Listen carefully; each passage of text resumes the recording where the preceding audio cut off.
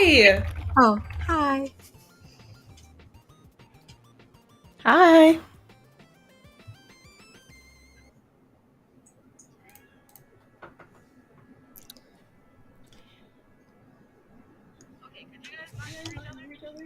I could hear Uh-uh. Hal. I could.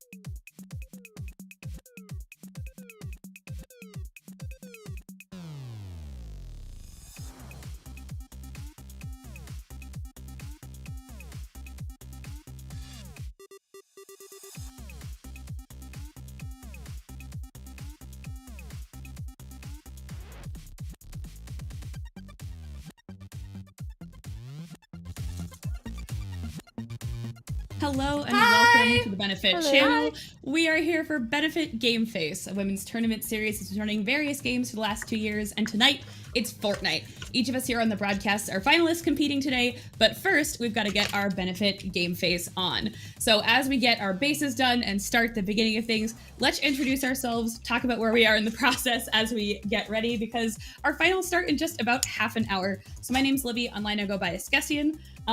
And I'm going to dive straight into these Benefit brow products with our brow pencil and our brow gel while my teammates introduce themselves here. It is great to meet you, and thank you again to Benefit for having us all here.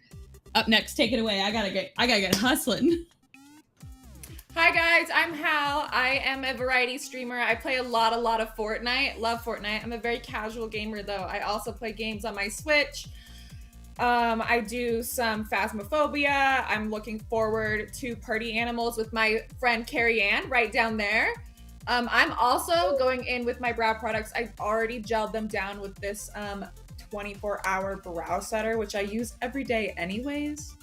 Benefit was kind enough to send us all, I'm going to intro this really quick, Game Face boxes with all of these beautiful, lovely products. Look how cute they are for our tournament today, so we'll be using all these things to get ready. Carrie Ann, you want to introduce yourself? Yeah, sure. My name's Carrie Ann. I am also a variety streamer. I play a lot of Fortnite and Minecraft. I do love party games, and just like Hal said, I'm really excited for Party Animals to come out this month or next month. We can play that. Yes. I am also using the product that Benefit has so graciously sent to us. I'm going for more of a natural look, so I'm also just kind of putting on my powder right now, and then I will get to doing blush and bronzer, and I'm really excited to use the products that we got today. Emma? Alright. Hi guys, I'm Emma. I am not a variety streamer. Fortnite's actually my main game. I play competitive Fortnite, so I play in-game tournaments and third-party tournaments as well, including the one we have today, which I am so excited for. I am also going in for brows. I'm a Latina, you know, I gotta get my brows done, and Benefit was kind enough to send me this product, but I actually do use this on my own. This is my own personal Benefit brow product. If you need your brows done, you gotta go with Benefit. That's all I gotta say. So I'm gonna get these brows done. I 100% agree with you. Their brow products, my favorite. I use them every day anyway. Right? Same. That's my favorite thing is we've all said that. We were chatting a little bit as we were working out the technical stuff on our call, and it was so great for each of us. We're going, yeah, well, I already use this, so it's great because I don't have to learn it. But the most wonderful part about that is, like, I've got stuff in my list here that didn't come in the box, but it's Benefit stuff that I love and use. It's my daily driver. So yeah, the brows are of course the iconic part, right? We've got our Precisely My Brow pencil, our brow defining pencil, and cool thing, thank you to the Benefit crew, just a little shout out here for sending us each sort of a survey on what colors we needed, so we didn't just get random stuff in our in our boxes. We've all got very different features. God, sincerely appreciate that. And of course, following up with a 24-hour brow setter gel. I don't know if I ever intentionally keep my brows on for 24 hours, but you know what? If I needed it, Benefit's got my back. Right? I feel like there's been times where I'll do brows, take a shower, and it's still there. I'm gonna have to test that tonight. I'm gonna get real sweaty playing Fortnite and then make sure my brows are still there. Miss Latina, I love their chart. Is this the mask you're talking about? I love this stuff. They sent us this in the Game Face box. I was able to use it. It's amazing. Oh, yeah. It sucks the oil right out of your pores. Yeah. I don't know how I lived without it. I have such oily skin. This is also one of my favorites. Yeah, it smells so amazing. Good too. So I'm glad you mentioned that as one of your favorites because they sent it to us and I had never used it before, and wow, blown away. Yeah, I tried it for the first time after my box came in, and I really, really liked it. It's nice when, especially, you know, when you're doing your makeup all the time, or even if you're not, just take good care of your skin. And so it was great of them to think of us in the way that, you know, hey, try all this makeup out, use it on stream, but also go take care of your skin when you're all done. I think that's gonna be my post-tournament, like, either celebration or big sad ritual, is just do a nice little face mask. Your self-care. Either way, it's self-care. It's celebration or self-care. My next step, a lot of us, we sort of did our bases before we came in. Not to be undone though, my base is fully locked in thanks to the Professional Light Primer that came in our box. I'm a professional gal, start to finish. Love that stuff. But next step for me, I'm a very pale young lady. Hula Light, the Hula Light matte bronzer.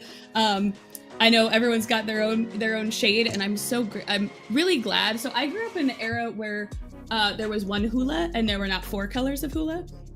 And then I was all bummed because I couldn't use it, and all my friends loved it. And now there's light, and I can use light. Here's the OG hula, which is what I'm using. I prefer a little bit of a darker bronzer. I kind of mix it with my contour as well. So I'm using the OG, which is this shade. And a classic. Look, there's me in my reflection. Okay. And a classic. I've used this stuff forever. I freaking love it. Throw the camera in the reflection. Say hi to chat. Say hi to yourself. Blue was always my go-to bronzer when I was growing up. Oh yeah. Thanks. It's like a nice color. Yeah, I have like a good like natural tan skin. And so hula was never too dark, but it wasn't too light. I also do mix it with my contour. And it was nice. I did a lot of dance growing up, so I always had to wear makeup for long periods of time, and the hula bronzer was consistently used between me and the other girls on my team. I mean, you can't argue with award winners, right? Like, quite literally award-winning and iconic. And I like when everybody's like mixing with their contour. I'm one of those people that like didn't understand for a while, and it was an unfortunate era in my life where I didn't understand bronzer and contour were different things. I was like, it's darker color, right? But the fact that it's matte, it's just delightful. I don't feel like I'm putting like a ton of sparkles on my face. I know Carrie Ann, you said, you know, I'm a natural look girl. I'm also a primarily natural look. I didn't do dance. I grew up figure skating. So same thing, stage makeup. So I got to a point in like teenagerhood where I was like, no more makeup, I'm done. I've sort of dialed it back to a more natural look. And it's really nice to be able to build that up with the matte stuff. Mattified effects. I'm not a big glitter person either, like sparkles. I know I do love a good like highlight, but I was always struggling to find a bronzer that wasn't just very sparkly, very shiny, and I wanted something a little more subtle, and I think Hula does a really good job at being a nice matte bronzer for people like me and you who don't necessarily want a ton of glow, but we want a little bit of color. But then we got Hal, who wants a darker bronzer and can really just stack it on. Yeah, I love makeup. I wear a lot of makeup. I actually am a professional makeup artist. So I do this all weekend. On the side, on film sets, I have a lot of makeup. And I love to wear it. Lay it on me. I think the great thing about that is, from either end of the spectrum, we're all here to put our game face on, right? So one of the things that I was reflecting on when I was doing this with my community was the idea that whether you choose to wear a lot of makeup or wear very little makeup or wear no makeup at all, it's about what you want to present and that identity for yourself, as Benefit calls it, your game face. Y'all, what does that game face mean to you? I know for me, it's very like, I want to look my best so I can feel very confident, right? I want to know that I look good and I feel good about what I've got on, and that helps me show up to whatever I'm showing up for. What about y'all? What's your game face? What helps you put your game face on? Honestly, my game face is what makes me feel the comfiest and the most confident. Hi, Mike, by the way. Mike is from my community. Welcome in, one of my mods. I'm so happy to see you. But yeah, my game face is all about feeling confident and comfortable, especially when I'm streaming. I really like to feel like myself on camera. And so that's what my goal is with makeup and presenting myself on stream, is feeling the best I can feel, the most confident I can feel. I'm not really here, like I said, I'm a variety streamer. I'm not the best Fortnite player in the world, but I'm here to be myself and have fun and give you personality, which is what I want to present with my face. By the way, I'm starting my eyeliner. I'm kind of cheating and using tape because I'm lazy today. That's not cheating. It's helping. It's a helpful tool. I'm using sometimes we need to color in the line. Extreme Precision Liner. This is from Benefit as well. It's a brush tip liquid liner. I don't know if you guys can see. It's so teeny tiny. And I'm super So excited nice. to use this to get my liner super sharp. Anyone I'm else want to always talk a, us through their um, game phase? Yeah, I can go. I think for me, I feel like my game face is just I want to be able to not have to worry about too many things when I'm playing games. I like, long lasting, long wearing. I don't want it running into my eyes. I do wear glasses, so it's important to me that I don't have to constantly be touching my eyes or touching my face. So my next step and one of my go-tos is I'm putting on blush, and I'm a big fan of blush and mascara. Even when I try and keep my look natural, I feel like blush is always cute and it's always important. So I'm using the Krista blush right now. You could always use You a got little warmth. Krista. Yeah, I've yeah. got Wait, what Shelly. colors did everyone get for their blush? I have Shelly. Shelly. Ooh, I so also these- have Krista. It's like a nice Ooh, pink, cool, like a cool. pinky pink color. It's so Yeah, nice. Krista, kind of coral, which is gorgeous. Yeah, it blended. I used to blended be really a nice in my dandelion gal, but I'm loving the new Ooh. vibes with Shelly. Like, I dig it. I think after Emma, blush, what's your my favorite thing to add is game definitely face? mascara. Ooh, So true, for true. me, when it comes to competitive Fortnite, when I look my best, I play my best. So when I'm feeling like confident in myself, I've got my makeup on, that's usually when I perform my best and I place the best. So I'm happy that I get to do this because today I'm gonna go all out. I'm gonna try my best to win. But I was gonna ask, how do you guys feel about companies like Benefit creating these spaces for women in competitive esports, especially when it's such a dominated by men space? Like, what are your guys' thoughts on that? Because I know that I'm super grateful for this opportunity. I'm thrilled. There's not that I've many been playing places in the around. benefit. That's true. I've Go been ahead, playing in the benefit. Fall Guys tournaments before this one, and they've been Ooh. super fun. And it's been. I've met people I would not have had a chance to meet otherwise, and we're still friends. We talk to each other outside of these tournaments. I think it's a really great way for us to all meet each other, get engaged with each other, and empower women, especially. I love that it's tied to benefit makeup. I just love makeup and getting ready and having fun. Karen, go Like, ahead. we're You all were gonna so say into something? our makeup. Listen, I'm trying to do I a know, wing. I sorry. can't answer that question right now. Hands are full. Yeah, we're trying eyeliner No. over here. I would agree with Hal. I actually met Hal through a benefit Fall Guys. Oh, yeah. Fall Guys. Met. Wow. Yeah, that's how we met. And it's I so forgot fun, that's how we especially for met. people like we're not we're both very much like variety streamers, and it's nice to be able to compete in kind of Very a casual cash. setting where we don't have to worry about people being mean. We don't have to worry about toxicity. Everyone has always been so nice, and the admins are nice, and they're always there to answer our questions. And it goes from just playing video games, which we're all just doing to have fun, to getting these fun opportunities to hang around other really amazing creators, get to try some products that we all clearly love outside of this, and just kind of have fun and feel safe while you're doing that. And I think it's pretty rare that we come across areas like this on the internet, especially for female gamers. And it's definitely really nice being able to feel safe in this community that Benefit has created for all of us. Absolutely. I think my thing is I've been a streamer since 2014, and one of my volunteer extra jobs is I run an all-women stream team, and creating spaces for women is always a good thing. It's not that the broader internet isn't someplace we can be, but being able to curate, especially in something competitive like esports, where there is already sort of a gap, to curate a space where we can step in and be like you said, Carrie, we're safe to be here. Also, we're just going to have a lot of fun. It's super important to see companies supporting creators where they are and in the spaces and communities they're in. So I'm a big fan of anything that helps elevate creators in the space, especially elevating marginalized creators.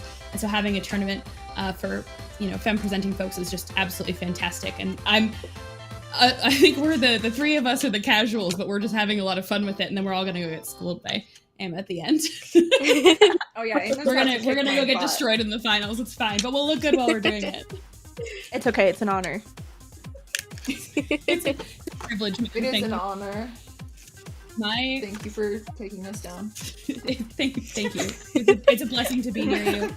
I'm gonna echo Hal in how great For real. their real liner is. I'm a wing gal, and my wings have never been easier. Plus, it lasts forever. Like, it's just delightful. It's really easy to use. I am adding to that with the They're Real. This is another one where I think we all got different things. I've got the They're Real Magnet, which is a lengthening and lifting mascara, which has magnets in it, and that's what helps bring your lashes up, which is science, which I'm all about. That's very cool. And I love it. I've gotten to use it this week, and I'm a fan of all of the other Benefit mascaras, and I actually had the other one already, but I love the lengthening in this, and plus I get to be like, there's little pieces of earth on my face. That's what magnets are, right? They're little pieces of earth. Which one did y'all get? Yes. I got I have to the keep Bad taking my glasses Gal off and putting Bake, them back on. this very long one, the black tube. Ooh. You guys can see. That's I nice. can Also tell got just that by one. looking at the wand. This one's gonna be super lengthening as well, so I'm very excited because I have very tiny Asian lashes because I am Asian, so I could really use this. I also have They're Real Magnet to go with the They're Real Liner, which I'll be putting this on momentarily. Ooh. I'm like a volume lash kind of person. I think it goes with my glasses as well. It's not that length is bad, but sometimes if my lashes get too long, with mascara, it goes up against my glasses and it just creates a mess. So I'm pretty excited. I took my glasses off. I want to make sure I get this right. The Bad Gal mascara, and it's supposed to really help with volume. It also does help with length, but with trying to get more volume, I personally like wiggle the wand side to side, and that kind of gives me a little bit more volume when I put mascara on. That's my little tip. So I'm not at my mascara stage yet. I'm still putting my eyeshadow on, but that's my pro tip. When I put it on, I wiggle back and forth. As a fellow glasses wearer, though, the lengthening one, I have not had a problem yet, and I run into the same issue, Carrie-Ann, of like, if I lengthen too much with mascaras, your glasses end up like getting knocked off your face. But it's lengthening in a way that you can see it. But so far, glasses wearer are safe. So I have a little bit of a vouch for my magnet girls here. Wearers safe. It's a problem because I wear long lashes. But it's like, man, I have to sacrifice a little bit of length sometimes to make sure it's not brushing against my lenses, and then I get black streaks in my glasses. It's a weird issue. The dirtiest glasses on the planet, but you have great lashes. For real. Because I love a long lash. That's my struggle. Hi, Mew. Welcome in. Yes, thank you so much to the folks in the chat who are supporting and a part of it. If you're here for the Fortnite, we gotta do this first. We gotta get our game face on, and then we will get into our tournament. You'll have two awesome casters too. The Fortnite is coming, but first we gotta get ready. You have some awesome casters covering that tournament as well. Yeah. Oh, believe me, I said thank you to chat because I can't read the chat right now because your girl don't have glasses. Hi to anyone that's in chat. I'm saying thanks to generically to chat. I've got my glasses on. I can read it. I actually don't have glasses on. You and your natural glasses. How dare you? I have my natural glasses on. I love that. So I don't know how I sped through this, mostly because you lovely ladies were talking about your experience, which is great because it bought me the time to finish. Excuse me. But I have now locked it in with my professional. I am so happy. This is the setting spray, which I actually had not used. I'm very picky about setting sprays, and this one definitely passed my test now that I've had the chance to use it. I don't feel like it's a layer of glue on top of all my makeup. It actually just feels like a little refresher, and then it stays in. And now I can sweat my way through the finals and be totally fine. I'm very happy. Hi, Sakura. It's also nice because there's no alcohol in it. So I don't have to worry about like making my eyes hurt. Sometimes setting sprays they would always just like hurt my eyes, or sometimes they would kind of, if I'm sweating or if anything's happening, they make my glasses fall off my face. And I used it a couple days ago when I first got the package. Yeah. No weird smell. Nothing really to worry about with it. So I'm excited to be able to use that in a second. I don't know if that happens to you, but when I wear my glasses, like sometimes I'll wear off the makeup on like the bridge of my nose or whatnot. Yeah. Not noticed that yet. So I'm then, like, it makes my glasses Using slide my down or mascara something. now. Which one did you get again? You got magnets, Hal? I have the They're Real magnet mascara, you guys. The Lifting magnet. and Yours now. lengthening. With magnetic force, if you can believe it. Also, I did just you know love that? this short little mascara. stumpy lashes. Oh, they look great. Don't talk about my friend like that. Don't put my friend down. Oh, we're lengthening them. That's what this is for. Oh yeah. I let me do, also like, did a- not realize until I had read the package that it's a 36-hour mascara. Again, I'm afraid to leave my makeup on that long, but I'm glad to know that if I was in a situation where I had to, I got it. You know, some nights just go for a long time. Check. Sometimes there's not a I love- distinct end to the tournament, and the tournament lasts forever. 36 hours. Oh I gosh. was looking at I like don't know if one I of my could- eyes with the mascara and one without, and it looks so nice. It's like a nice black Oh, color. yay. Definitely. I love my the definition goodness. mascara gives. Yes. It's like that extra little oomph. And I know, Karen, we were talking kind of before cast as well. Like, you and I are both either natural or like sometimes a little bit. And I think the thing you said so well that I would love to give you all the credit for is like, sometimes all I need is blush and mascara, and I've got both right here, and they're fantastic. Like, Yep. if you don't want to do the full face, you can just do that little bit.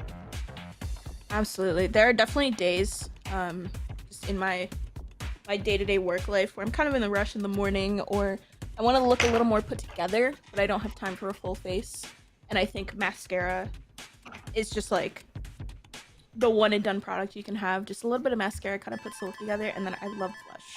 I said that earlier, but just like a little bit of blush on the color, or a little bit of blush on like the apples of your cheek, giving you a little bit of color, and then some nice mascara. Super easy to just pull a look together. Absolutely. My pull together is always lips. Like, yeah, mascara, yes. Cheek color, maybe, but it's always lips for me. It's like, okay, I tried that extra little bit. And I think we all ended up with the same one here, but what we've got going on is play tint. Oh, I'm always excited because I don't really do get ready with these, but I get to do the beauty YouTuber thing where you put your hands up. We got our play tint I'm here. about to use mine too. I love the lip stains. I've never tried the play tint color, but I've tried some of the other Benefit lip stain colors and I love them. They don't dry out. They last forever. Like, I don't get them all over my glass or cup or coffee mug while I'm streaming, which is absolutely That's delightful. Oh yeah. I'm a white setup girly, so anything that doesn't transfer, sign me up. See, I use feel all that. black products because I'm such a messy person. I'm always worried. The same. Like, I don't want to get Oh, don't like worry, my I'm messy eyeshadow too. on everything. It just shouldn't be. My desk is white, and with all the makeup, it's no longer. I'm just always afraid of getting stains on stuff. I have like carpet stain remover to the side in case I spill a drink or something. Because I do love keeping like a lot of drinks on my desk. Yeah, and it's nice. I've actually never used this play tint before, so I'm very excited to use it because I've heard only good things. And I have all of my drinks in front of me, so I'm excited to like not bleed onto a cup or something like that. See, no play tint on the water bottle. Not a It's bit super of it. cute. I think that's I really a like great that you color. can use it for lips and cheeks and like even a little bit on your nose for like a sun-kissed look. And it kind of looks like you're drinking like a Oh, I cherry icy, definitely which I did think that. is really cute for summer. Aw. That's actually perfect. I hadn't thought about it that way, but yeah, it is. It's very you're drinking a little fun summer beverage. I'm gonna do a little on my cheeks because you've inspired me. I'm always afraid to do like a liquid blush, but I'm gonna give it a little extra oomph here. Now that I've already said everything, I'm gonna add on top of it, but I'm just having fun playing. I love Same. to use a liquid blush like this play tint. I actually threw this on when we were putting our bases on during our technological difficulties. But I always do a liquid blush like this, and then I set it with a powder blush. And that like really locks the Ooh. color in. I'm a big blush girl, as you can tell. I wear a lot of blush. I love it. So I always make sure I do some sort of liquid followed up with a powder. It accentuates your Love hair. that. Oh, fun. Yeah, Accentuates you're the definitely hair. Yeah. a bright colors gal. I can tell it, and it looks so good on you. I am. Let me throw one of my emotes in the chat for you guys because this is literally how I am every day. Hold on. If I can find You've my taken the emote. glasses girls who have no glasses and you're making them squint. Here you go, you guys. I love the way This this me. lip tint feels on my lips. Oh my It gosh, doesn't cute. feel Hi, it Nick. doesn't feel very tight or anything. Hi, Welcome in. Latona. How are you? Oh gorgeous? yeah.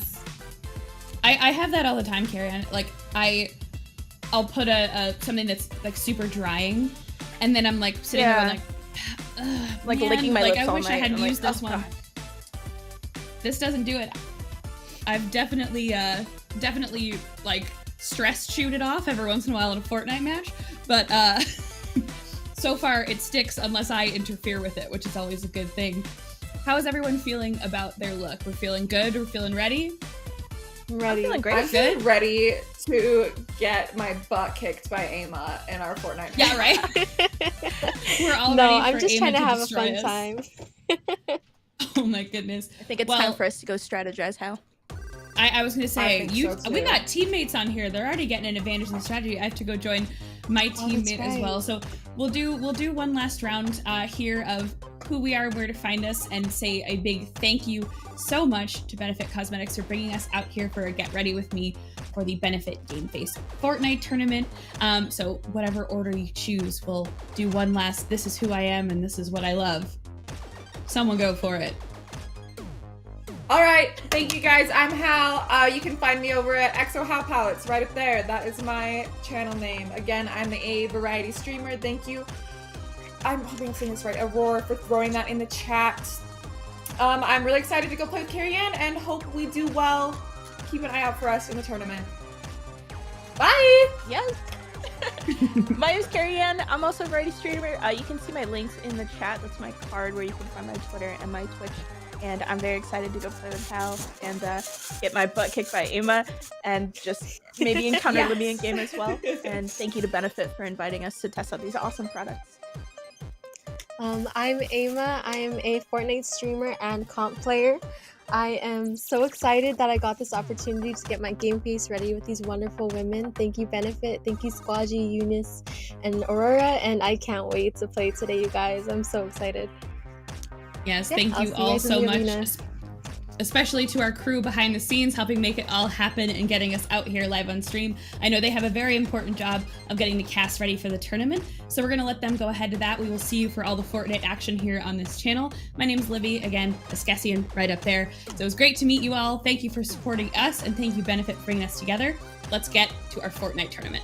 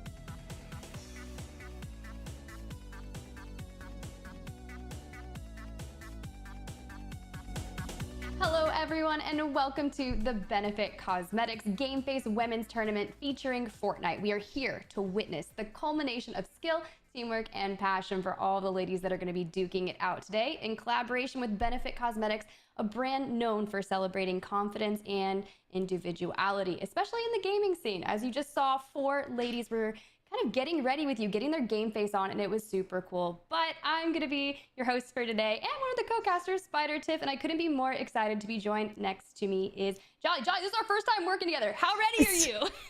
Not only is it our first time working together, but we've been talking for the last couple of hours, and this is the first time we've actually gotten to see each other, right? So it's like a face reveal for us.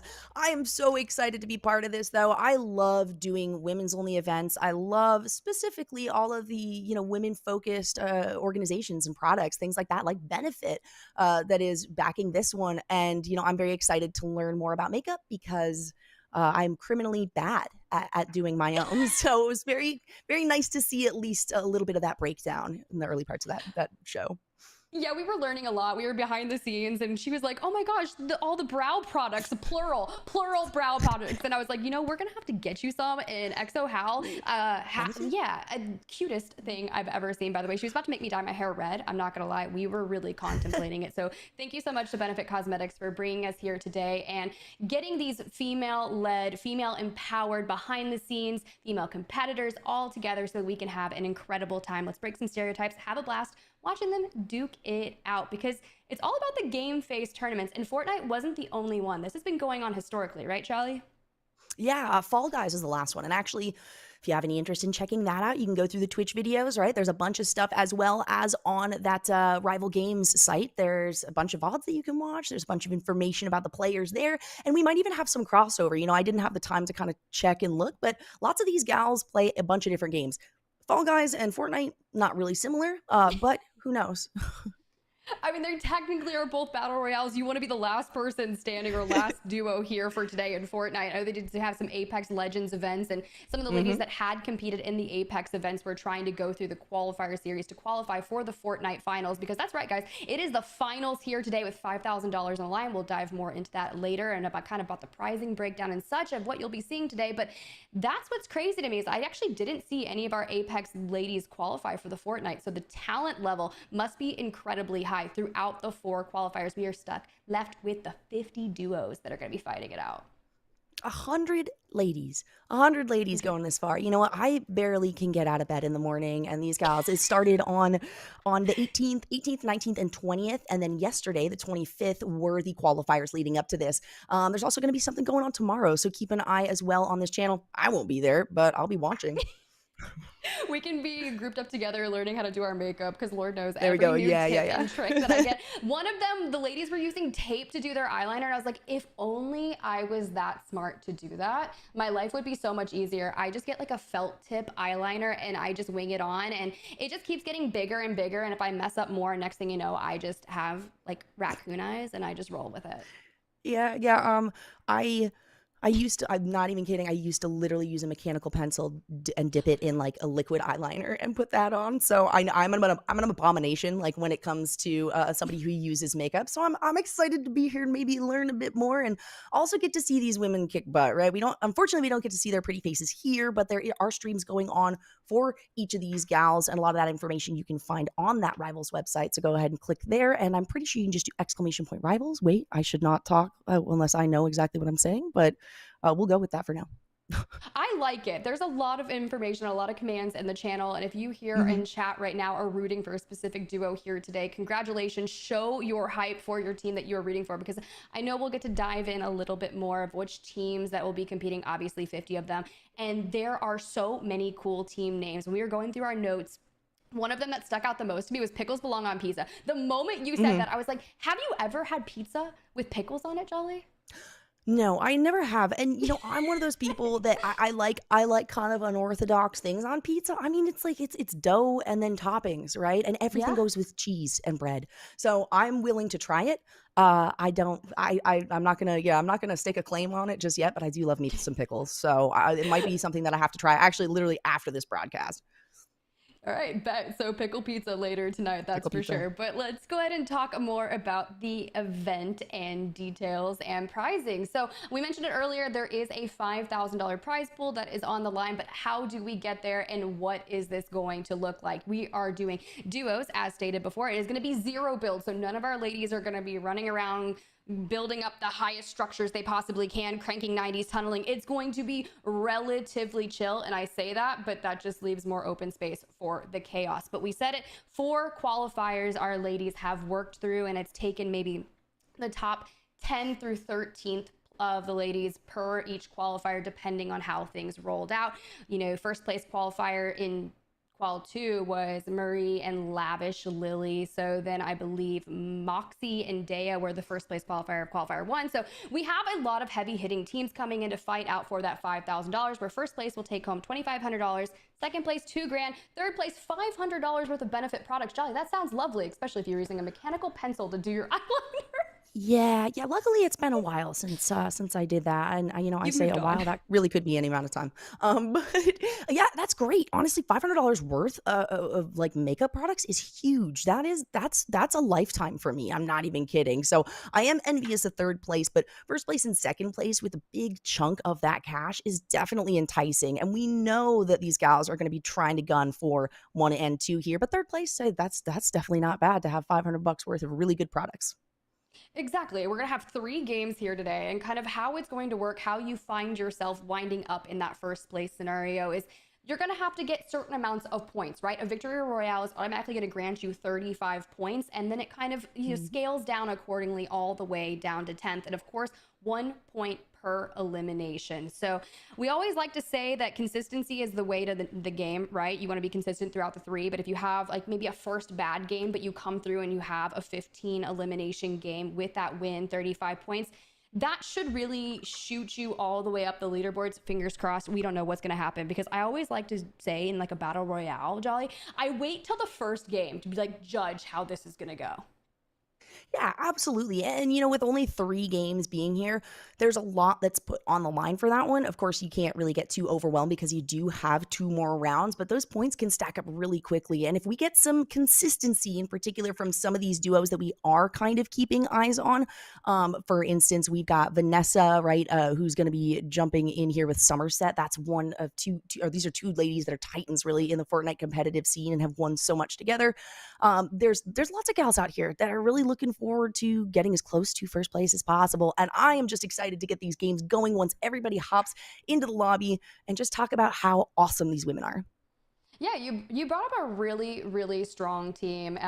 Somerset, right? Almost $70,000 in earnings, has won a multitude of tournaments, including Twitch Rivals, WOT, alongside Vanessa, who signed to Luminosity. So really, you're going to be looking out for them. I saw in the group chat earlier, some of our players were like, hey, so like, where is Somerset and Vanessa going to be landing? Because I would really like to avoid that, which is something that's super cool. And not a lot of games do. It's the calling of the drop spots. And that has been going on for the past maybe like 24 hours, Jolly. And some of the teams that I've seen, there originally was a contest for Steamy Springs, and I was really excited about that. And I believe there's also going to be a contest in Sanguine, Swedes. Yep.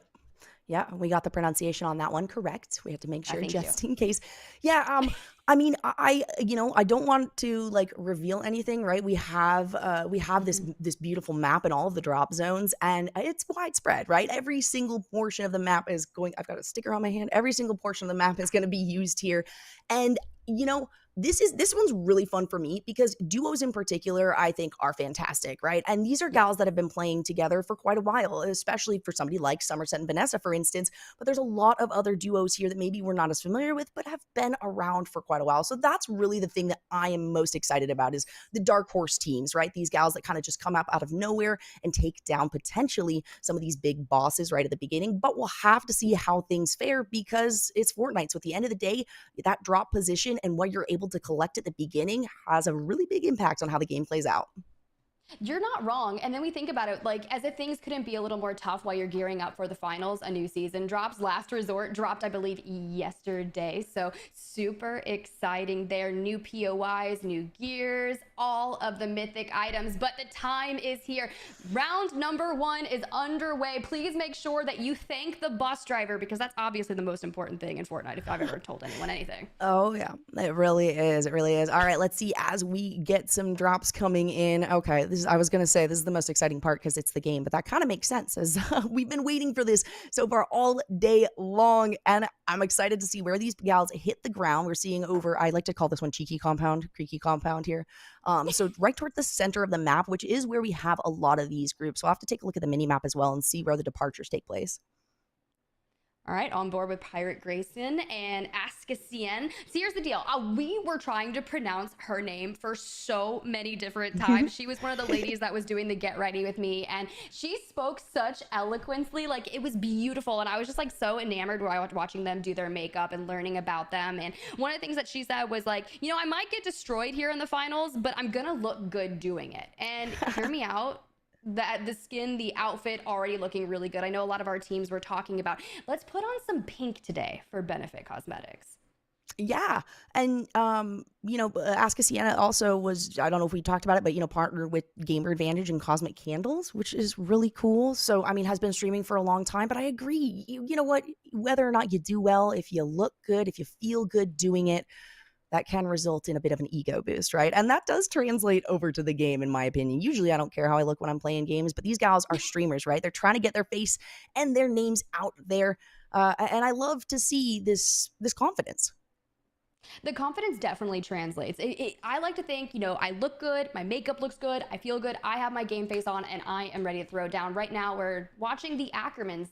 They've called their drop spot of Frenzy Fields, as you can see. They're just kind of trying to gear up in that early game before they decide to rotate out of this POI. You want to find weapons that you're extremely confident with. Make sure you've got, you know, your shields fully geared up, full health, and then begin the rotation, because honestly, when it comes to battle royales, the likelihood of taking contests early on, you want to give yourself the best start to get into that mid game, right? You want to make sure you have your loadout, drop locations where you're not going to be early contesting, like we just said. There was only the 1 or 2 contests over in Sanguine, and then Steamy Springs was supposed to be a contest, but they decided, hey, maybe I'm not going to go ahead and do that early on. I'm going to pull out and go a little bit west, so I like that for them.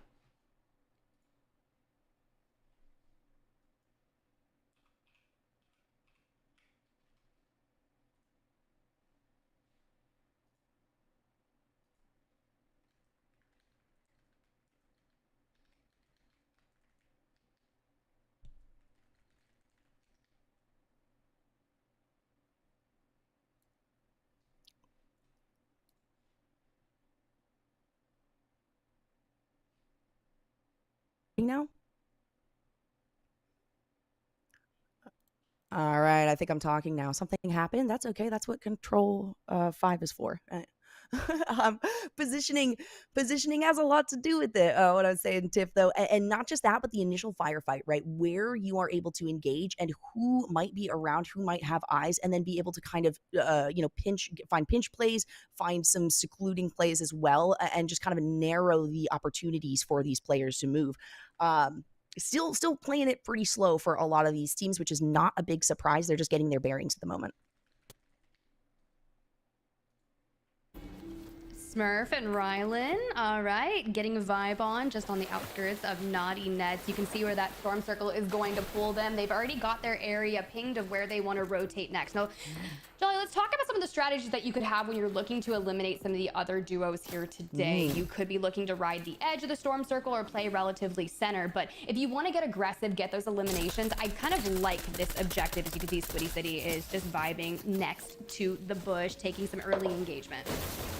Yeah, I also like this strategy as well of instead of going right to the edge of that storm, right, you stay to where people are going to be running from the edge, right? So you give yourself the least amount of time essentially before that starts to kind of close in and shrink so that you can watch the players that turn their backs on you as they're running to the center, right? So this is definitely the position that's going to be held here at Naughty Nets. This is just the one team, as we can see, Squiddy City and Ferrari are holding up here. They are going to have to move relatively quickly, though, and that's something that I have to be aware of. Now that there's already a firefight ensuing, they've got a target on their back.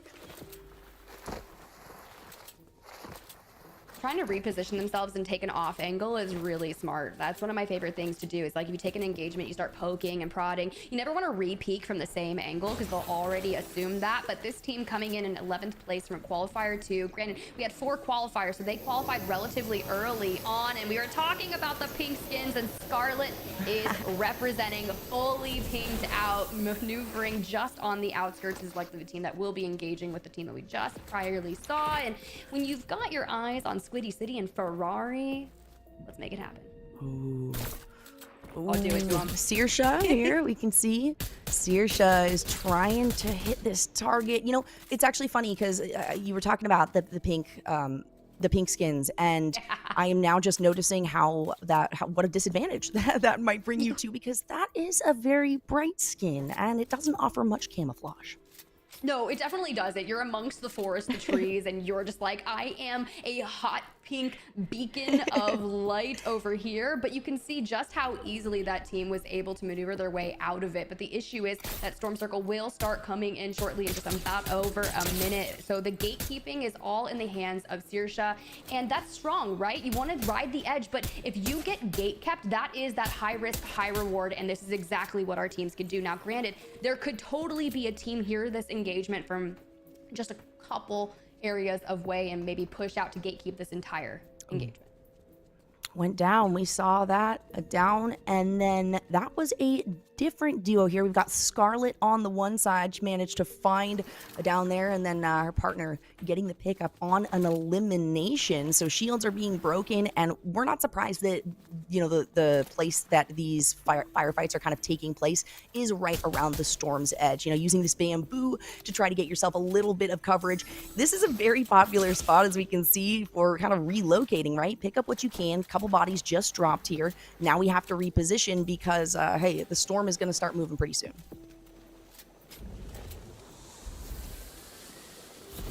A better way to go than pop on a spring and just head on out.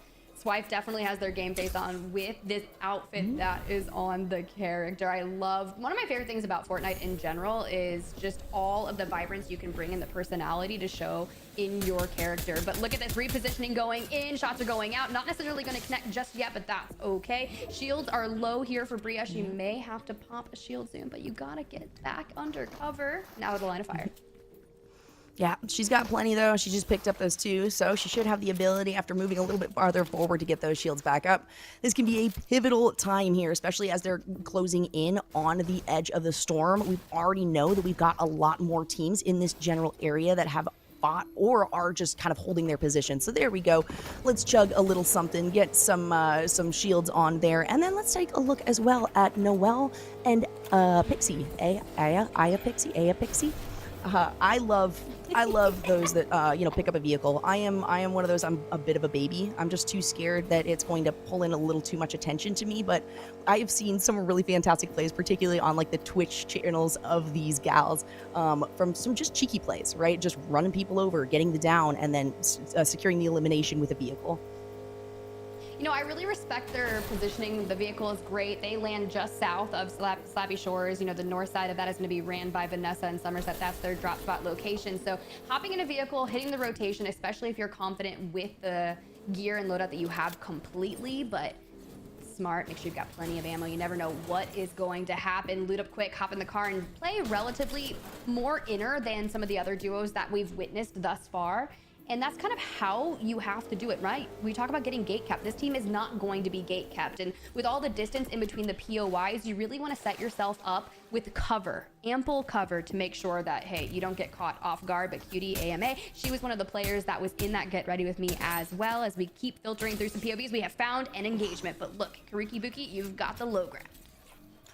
Yeah, low ground's not going to be helpful here. Trying to go for those headshots, but ends up taking a little bit of damage here to shields. That is going to require a reposition, and we are right on the edge of the storm here, getting closer to the center of Brutal Bastion, moving in on the POI.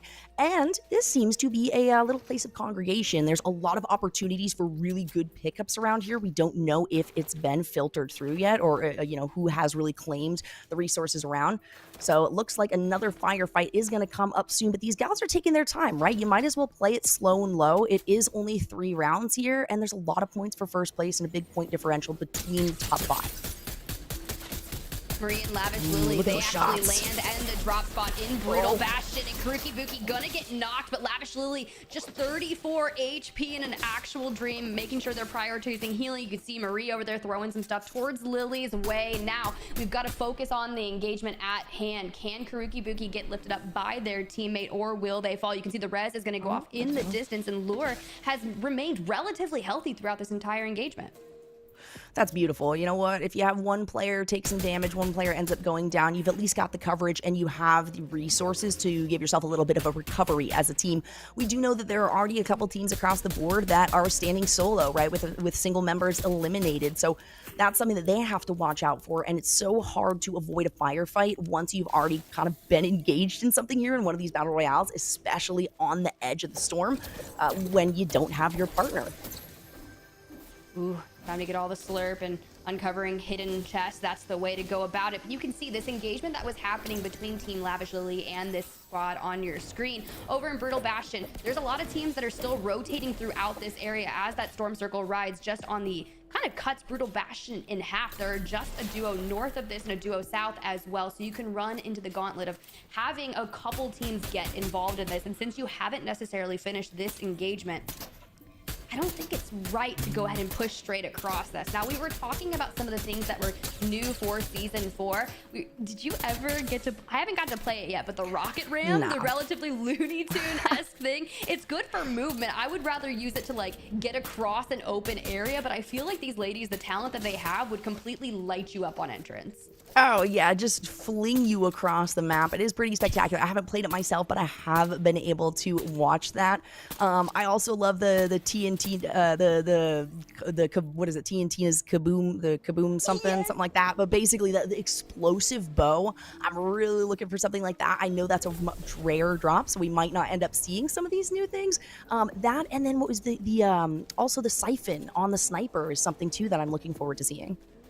Yeah, we'll definitely have to wait to see. Most of those like rare mythic items that you'll see, the ladies would probably have got them from Relentless Retreat, Eclipsed Estate, or Sanguine Estates. You know, one of these days, I can't tell if I'm ever going to pronounce that right. I was like, Jolly, how do I say this? I've only seen this word like 3 different times, but you know, the vampire-esque style of things, I will learn the way one day. Yep. Yeah, I know it from card games. There's some card games, and of course it's always the vampires, right? And they are, I only know the names because they are busted, and I don't want to see those cards when the games come out. So we'll have to see if Sanguine works for these guys, or if it does not. Of course, on the edge of the map, so likely we're not going to see much of Sanguine coming soon because we are sort of focusing right now towards the bottom portion. I want to see another big fight here. And you know what? We take a look. There's 9 teams down, but we've already got now 19 of these eliminations. Of course, that doesn't mean that they are fully down. That could just be a drop. Let's pop that up to 20, actually. No, 21. Look, sometimes you just gotta hit a good reboot and vibe, but I love sniping in Fortnite. It is something that you completely catch people off guard, hitting the spray, making sure you're up to 100 HP, 200 health in full. But we look out, we're just kind of inside of Rumble Ruins, a few teams in the distance, so starting to make sure, hey, are we going to push this issue on Yasmin and co? Because Yasmin is here also trying to play, kind of weaving in and out of the structures here in the ruins, it can be really finicky. I never know where to look, and I feel like I'm always getting caught completely off guard. So for Ebeth, Curly Temple, you've got the high ground, especially on Mommy Angie, and you just assume that power position. Girly Temple. That's clever. I like that one. I do like the positioning here that Ebeth has. Of course, we're seeing, zipline opportunities, but we're also seeing this high ground being held. You're absolutely right, though. When it comes to those ruins, I get terrified because, they're relatively wide open spaces, right? You're talking buildings with high ceilings, stuff like that. That scares me. Open space in general, when it comes to Fortnite, is terrifying, but there are lots of really good places that you can hunker down and find yourself a little bit of a fort. So that's something that some of these players are taking advantage of, and we can see, looking for high ground here. Curly Temple now has to navigate down and around as the storm continues to close in. Not necessarily too bad of a start thus far, picking up 1 elimination, but for the most of our players, it's a relatively slower engagement thus far. Now, granted, Curly Temple and Ebeth, they start all the way out on almost the furthermost southwestern side, kind of over by Forest Forge, Seaside Sentry, Rocky Dock. So the fact that they've already rotated into Rumble Ruins, which is just where that storm circle is not necessarily covering that much ground just yet. They're gonna have to make their way maybe to the next POI like Creepy Compound and kind of keep going up that way. But the focus here is for them, Curly Temple wants to get closer to Mommy Angie and pull that issue to them. They have to rotate that way anyway, so they might as well fight their way through it.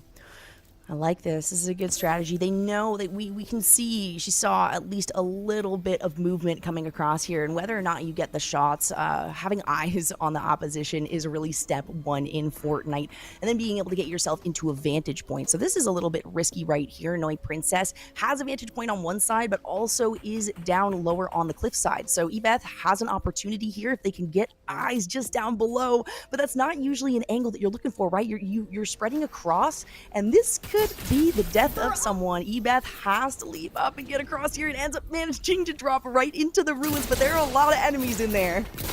You were not ready for a third team to be in the mix, and Ebeth completely drops Scarlet. Wow, great start for Ebeth to just be completely patient, but Curly Temple now running into a little bit of trouble. Now Ebeth will have to turn the tides, re-shield back up, and try to focus on making sure you can prioritize that res, but now you're gonna have to grab the reboot card and kind of go from there, because when you're a solo in a duos, it's like constantly being in a regain situation. You're then potentially 1v2ing every duo that you come across. And I like to say, you know, if you have your full duo up and you're progressing throughout the game, you're in a power position compared to some of our teams that are solos running around. Oh, absolutely, especially when, you know, you're fighting along the edge like this, because it's going to restrict your ability to either head towards a different POI or even make some recovery if your ally ends up going down here. I like the, you know, the grouping here onto this estate. This is one of my favorite, actually, vantage points that you can have, but it is another scary one because it's very wide open. Already some firefights going down, but we're going to be navigating the opposite side of this. Not as many players as I would have thought kind of grouped up on this side, but you know what, as we look at the number of teams, we still have a good majority of the players in, so we're looking at a long haul. Yeah, 31 teams still up, 55 players. That 6th storm circle as we made our way over towards Eclipsed Estate. Moxie and Dea, they're actually the duo that has called this drop spot. We're on board with the team Fran Moores Cheeks and Frantic, 5th place from qualifier 2. And so far, no eliminations between the two, but they're looking to get some of their own. But gotta hop in the truck, maybe, you know, cruise the whip throughout and find the next engagement. Oh, and they are heading straight towards a couple. In fact, they might end up getting pinched here depending on how the team behind them decides to navigate forward.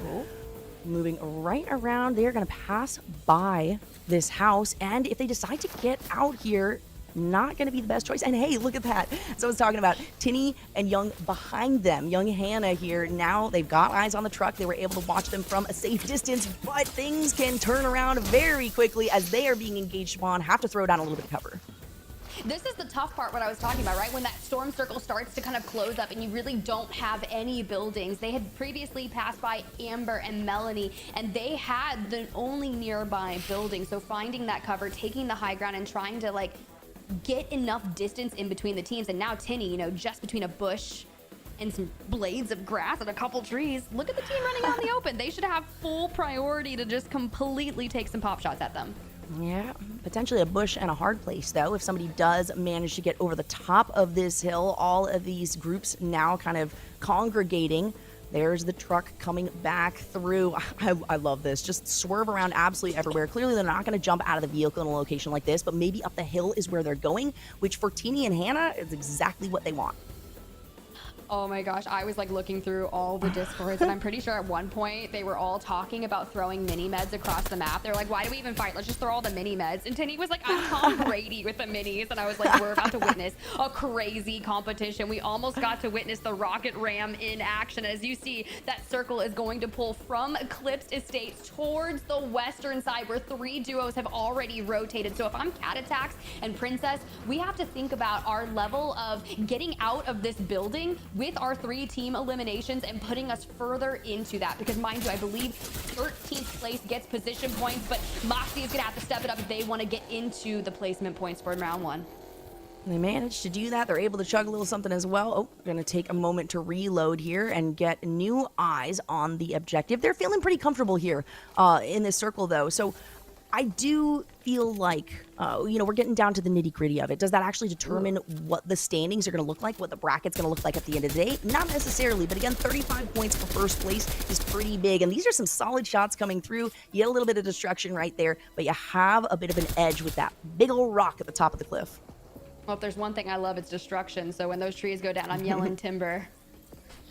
Okay. Anyways, we do love a good Kesha. We love a good Kesha moment, but Campy right now on this rock, trying to turn their tides over towards Mystic and Bree. There's a lot of teams kind of all collapsing on another. As you can see, more duos have made their way into that 7 storm circle. We're down to 15 teams, almost in that placement points threshold. So for now, keep a reminder, guys, if you're just joining in, eliminations are worth 1 point.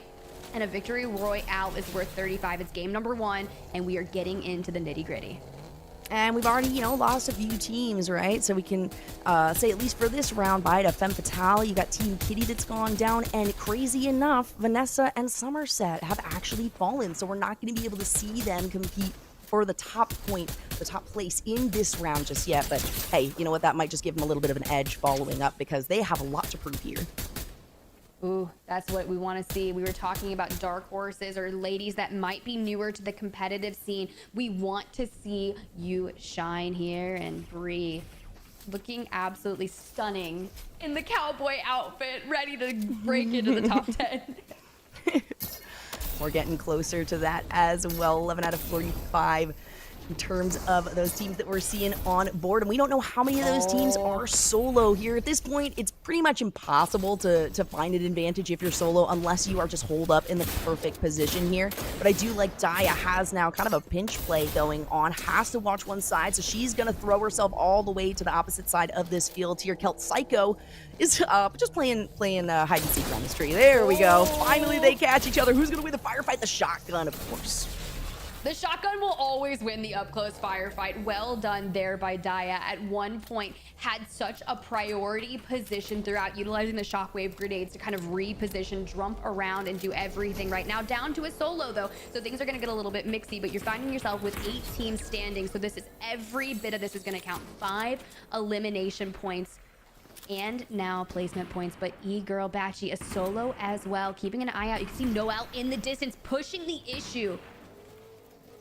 Not gonna shoot. Trigger discipline and go crazy. Hey, we love to see that in games. It's not shown enough in media. I don't have it, that's for sure. Especially not when when the trigger is the mouse key right there. We do have a revive maybe coming through, but no, Fran is not able to do it. Just a little bit too far out in the open. Batchy still up though, going to be able to kind of recover some items and is stocking up relatively well in a pretty good position considering she's alone. I really like what Els and Campy are doing here. 5 eliminations thus far. Yes, you've got a vehicle. Yes, you did have some priority positions, but they're bringing the issue here to E-Girl Batchy. And when you have the numbers advantage, this should be relatively easy. Close the distance, utilize the shotguns, and just make sure that you can get that prioritized. With 4 squads remaining, 5 players. A lot of our ladies are solos here, but every bit matters. Mind you, it doesn't matter how many eliminations you have. You're going to get 35 points for a victory I can't even say it right now. What the heck is that? A victory royale. You want that. That's where the points are. And that's where the big money is going to be. They're Campy again, finding really good positioning. Ellis is low on the shield, so they got to be careful, especially being in that vantage point. There's a little bit too much exposure. They're going to be able to roll down here and find themselves a nice hut to close off in. But another firefight is coming up, so the shotgun comes out. Daya hiding on her lonesome. Oof, nice shots. My goodness, I didn't have much of a chance on that one. Very good acquisition here. The battle for the win, a little 2v1, but you've got to take down Daya, who is so good at prioritizing, and Campy and Els will do that. Congratulations to your round 1 victor. Sometimes you just got to emote on them. Break out the hands. The crab hands. Whoop, whoop, whoop, whoop. That was, you know what? I'm not even gonna lie. It was a bit of a slower start than I anticipated. Yes. But my gosh, the the ramp up on that and the number of teams that we actually saw there close to the end, it was almost like 10 teams, whether or not they were solo or they had the duo. So really good opportunities for a lot of these players to get out of really scary firefights, get themselves into solid engagements, and then also try to find, like I was talking about, the vantage points, right? A little bit of pinch play coming in at the end. But that was a lot of confidence, like we were talking about, and that's exactly what you need to be able to get ahead in any of these games. And there's only 2 more rounds left. That's true. It's really quick. I'm surprised. 3 rounds and 1 round's already done. Congratulations to Campy and Ellis for taking the victory royale in round number 1. Hey, I said it correctly that time, but let's talk about that, right? I think the biggest, most pivotal issue was grabbing your god spot and prioritizing the rotation out of Eclipsed Estate. A lot of our duos found themselves kind of struggling to get from inside Eclipsed Estate out into the open. And when duos have their full strength advantage, both ladies are up. You have a bunch of solos surrounding them in the hills. I think the early rotation, especially for our teams that were utilizing the vehicles to get around, it showed really well. It did. And you know what? Even when the vehicle, I love the utilization of the vehicle as well as more of like a distraction, right? Because part of it is that you've got the sound, you have it, you'd think that it would give away your positioning, but sometimes that's what you want, right? And when these gals are able to actually make that work, it's always astounding to me because I'm bad. I'm bad at this game. I'm not good at this game. So those are some of the things that I look out for, right? Because I can't really execute them well, but we saw a lot of really good vehicle usage for both repositioning and then also for disengaging or re-engaging, which I am more than down for and hope that we see a lot more of that. Yeah, and honestly, I would love to get a look at maybe some of those early game fights. If there's a contest happening, I want to jump on board with that and see, especially over in Sanguine. It's like, yeah, we want to see that. But hey, guys, thank you so much for joining into our round 1 at the Benefit Cosmetics Game Face Women's Tournament featuring Fortnite. It's the finals, $5,000 on the line, and our admins have some tallying up to do. Their goal is to work on making sure so we can come back with a leaderboard. So we are going to work on that. Before that, though, Jolly and I are going to take a quick break before we come back with round number 2.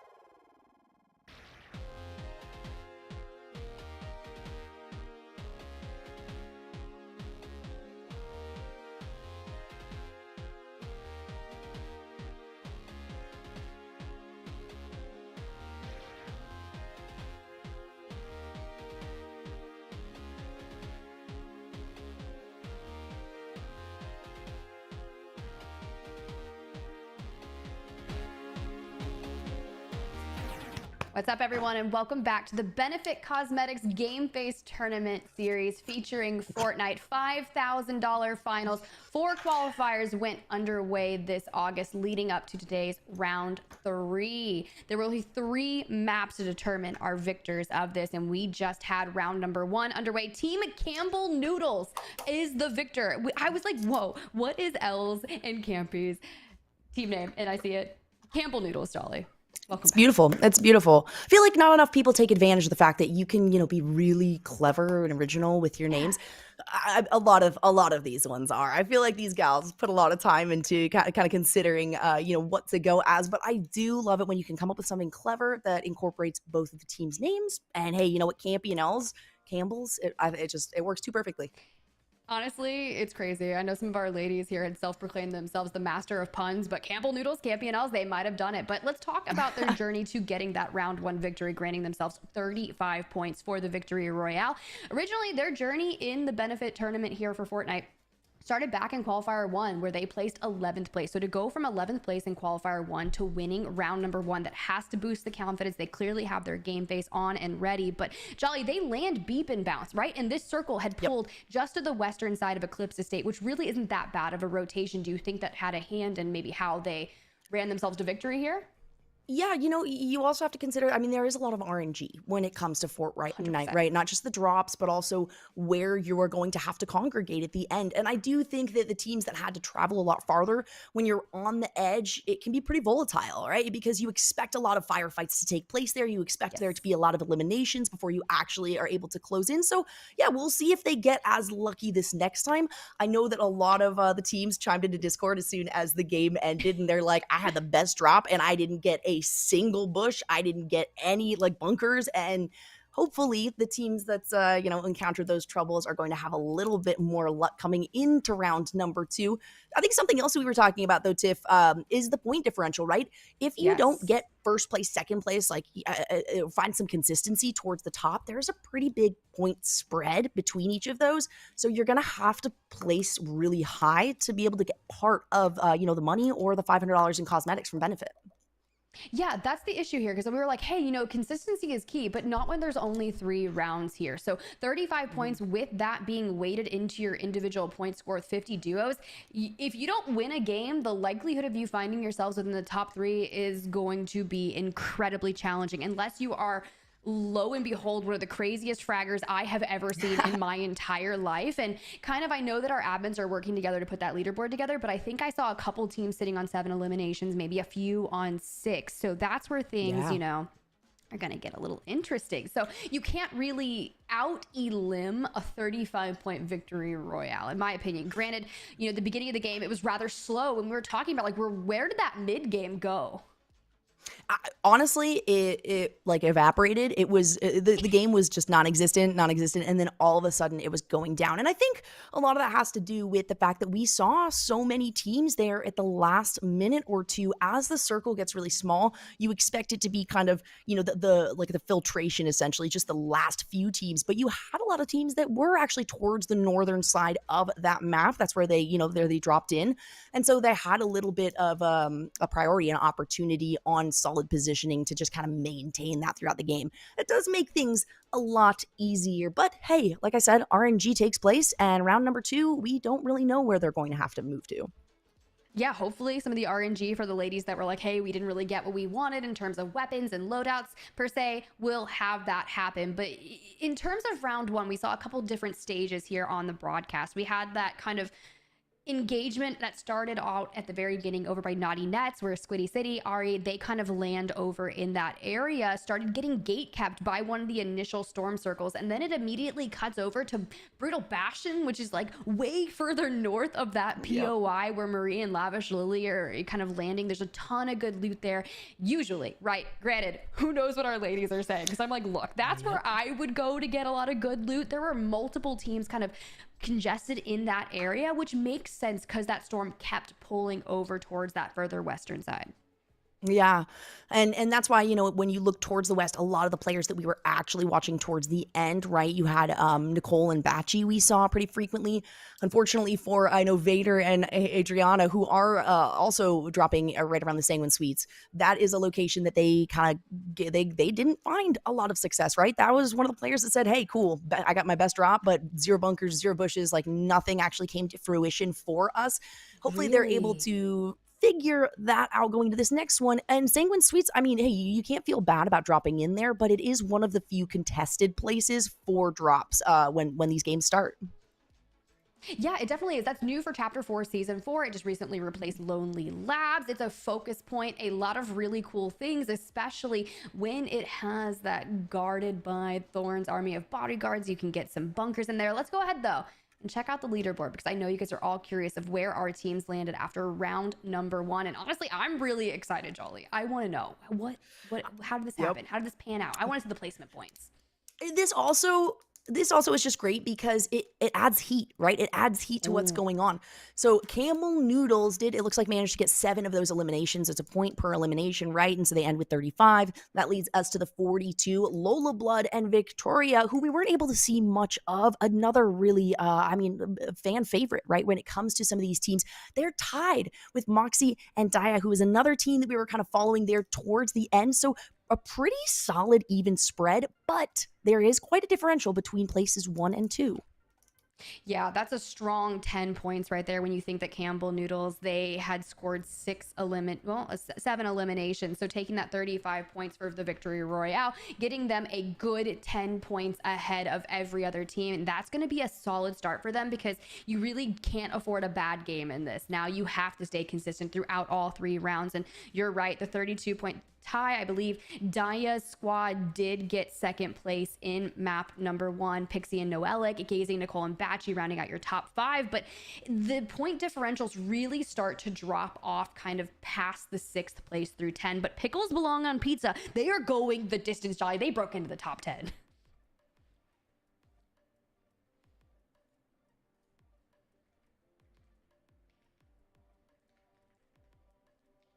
Yeah, so the basic is here, honestly, maybe I will have to try Pickles. It's going to happen pizza. Apparently it's going to happen one time each time. I just have to reload my VMix call. But sharks are not fish. 8th place.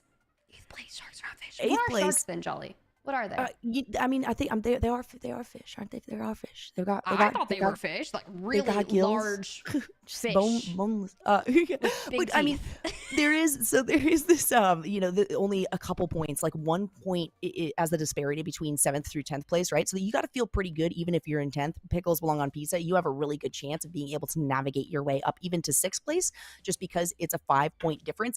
But you've only got 3 rounds, and this is something we were talking about. You can't let your ego drop here, just knowing that you didn't make it, even if you didn't make it into the top 10, because there is so much RNG in this game that it's very possible that the next time we see this bracket, we're going to have a lot of different names on here and a lot of new faces, hopefully, that can integrate themselves here. Then you also have to ask yourself, though, how quickly can you get to the top 3? Because that's the only position that you're going to be able to actually take home some of that coveted cash and the $500 in benefit products. I think the answer to that in general is win a map, right? You need that 35-point victory royale, because that clearly made such a large difference at the top of the leaderboard. And if you're not getting the 35 points for first, it's getting a large majority of the placement points to push yourself up into the top 5, just because the points disparity after the top 5 just kind of staggers down tremendously. So for the teams that maybe felt like placed outside the top 10 that we were talking about earlier, especially some of the ladies that have been in the competitive scene for quite some time now, this is where you lock it in. You already know what it's like to compete. You're likely not a lot less nervous compared. It's not your first time. So that's what we need to focus on. Lock it in, because you cannot have another less than stellar map here today. But granted, we are here to throw down with our game faces on and celebrate women empowerment. So for all the ladies that are frying out, I'm impressed, because there's a reason why Jolly and I are on this desk, because we would get absolutely fried by you guys. Yeah, well, what's the they always say, if you can't do, teach, or if you can't do, just talk about it, right? Which is that's what I do. Okay. I can be impressed. Yep, I can be impressed all I want, and I can call out all of these bad ladies' plays, and hopefully we'll get to see some new faces here on the camera. We are kind of sequestered to an edge of the map, or a portion of the map, so we are not moving across the map as things go down. We're just going to navigate closer and closer to the center of that storm, but all of the drop positions are going to be the same for all 3 rounds.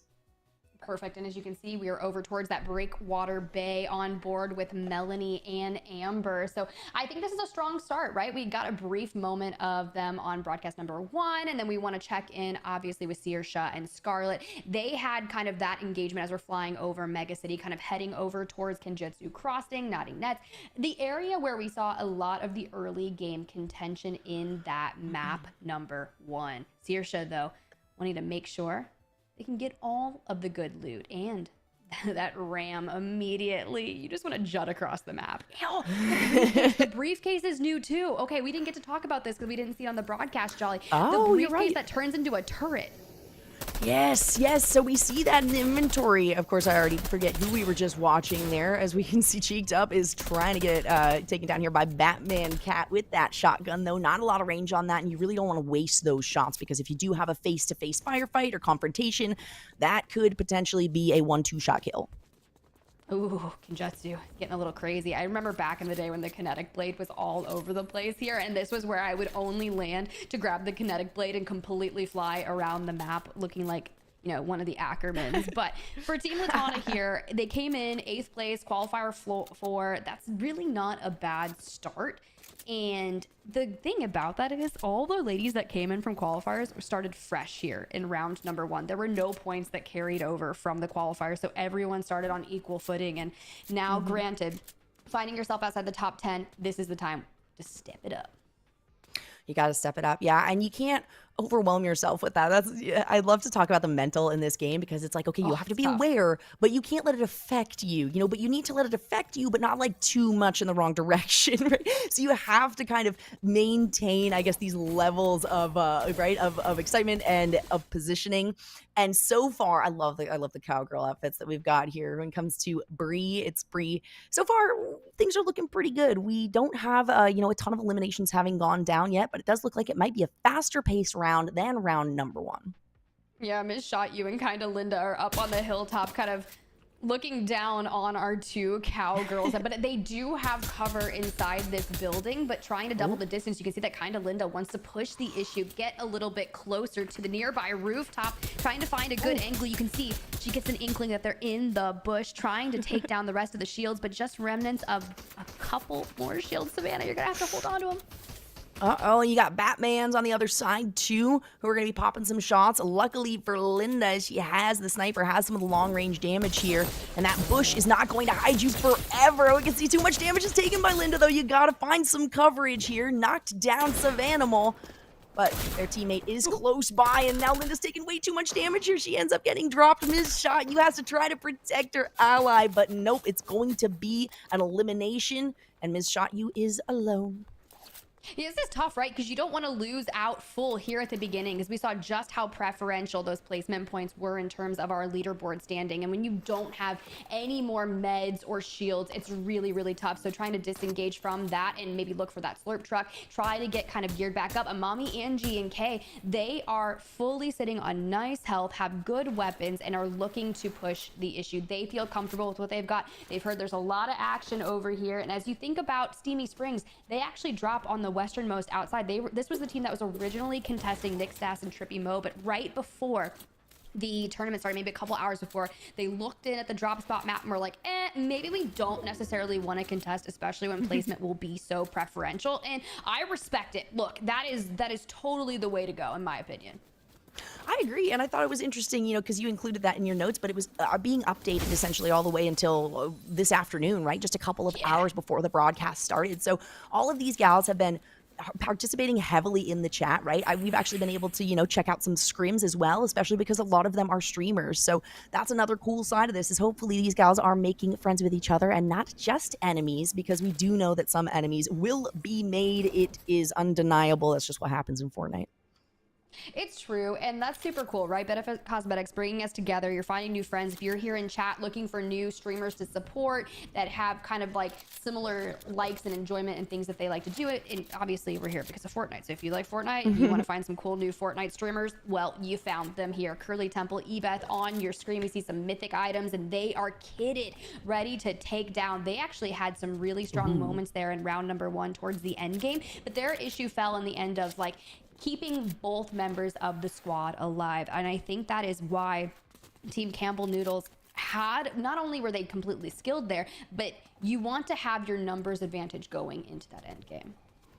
Oh, absolutely. Yeah, we did see some good positioning and some good shots as well taken. And as we can see, Beth, the other player on that team, who, provided some solid fire as we were seeing, but that doesn't really make any, there's no indicative, or there's no indications, right, that is how the next round is going to go. And that's another thing that I love so much about Fortnite, is no matter how each round goes, it is the start of a fresh one. Everybody respawns, everybody drops back in, and you have to kind of recalibrate yourself here. Victoria is going to be in the vehicle, her and Lola Blood kind of have control near this creaky, cheeky compound, as I like to call it. And they're comfortable with just kind of holding the fort down here until they find some invaders.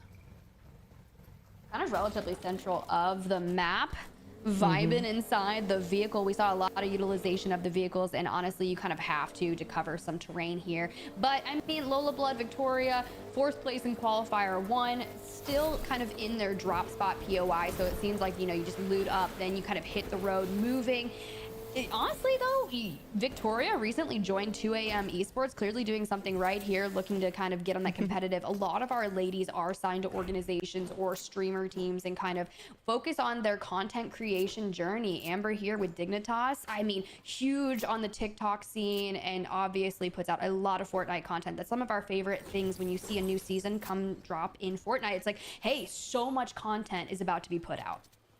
I think that's the other really exciting part about this, right? Is there's so many of these gals are content creators. So many of these, these girls are looking to be bigger influencers or, make more of an impact on the scene. So not only do we get to kind of get exposure to them, but also you got the opportunity to now check them out individually, right? Go to their streams, support them as players themselves. And hopefully we see more of that, because women in gaming, hey, you know what? There's more and more of us every single day. And eventually, hopefully, fingers fingers crossed, the idea behind all of this is that the marginalization will eventually dissipate. And that's actually another thing. If you do enjoy doing some broadcasting or something and you want to maybe collaborate and receive program perks, you can go to benefitcosmetics.com/gameface and apply right there. So good opportunities for you to, potentially work with Benefit, maybe get some free makeup, sponsor them, or at least promote their products and get a little bit of promotion in return.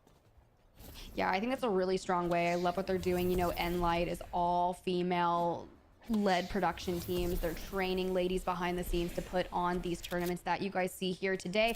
I know you have Leroy in chat hyping everyone up and saying hi to the viewers. Squadgy is kind of doing all the production, and it's just so many people behind the scenes to bring the tournament here. And obviously our 50 duo ladies just competing it out here. Lena, Kelsey on your screen right now. They've gotten inklings that a team is just across from them. We've done a 35 squads, but so far this is relatively a safer way of playing. You want to maybe pick up a couple eliminations on rotation, but really prioritize finding yourself within the top 15. Yep, it's a lot slower when it comes to, if you take a look, Rival Games does update the bracket quite regularly. So we've only got a few teams that are completely dropped out of this one. Femme Fatale, Team Kitty, and Dream Team, who unfortunately weren't really able to secure any points for themselves, those three. So things are looking a little bit dire for them, but they do have another chance in round number 3. But that means that maybe we are going to see some consistency here within the top 10 players. And a lot of that RNG, yes, like it has an impact on the game, but you still have to know what to do with it, right?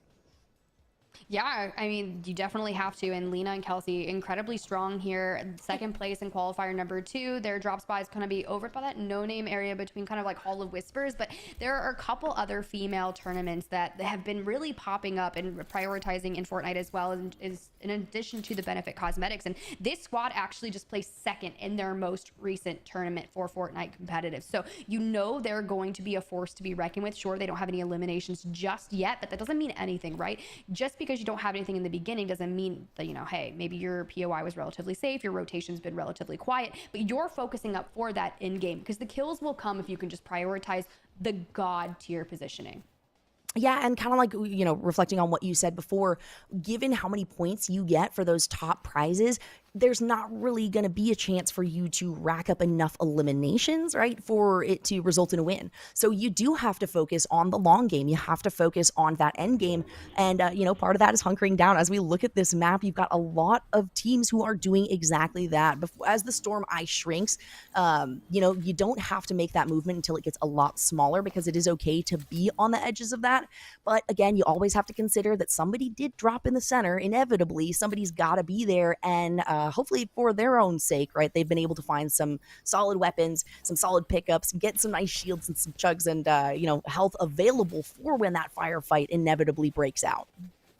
E-Girl Batchy and Gazing Nicole just ready and waiting for a fight to break out. And you called it perfectly. There were so many teams fighting alongside the edge of that storm circle. And it's very similar to what we witnessed in round number 1, but that's why the end game got so chaotic, because everyone was kind of getting stuffed into such a small area, especially when it was an eclipsed estate. So we can only assume now that the initial storm circle is such large encompassing of the center of the map, you have to stay aware what is our best course of action to kind of get towards that area. But in the meantime, make sure you have exactly what you need for the end game, because I saw a lot of teams running out of health, running out of everything. Maybe even just being a solo, like you just need a bush sometimes, right? You just want to hide behind a bush Right. and live.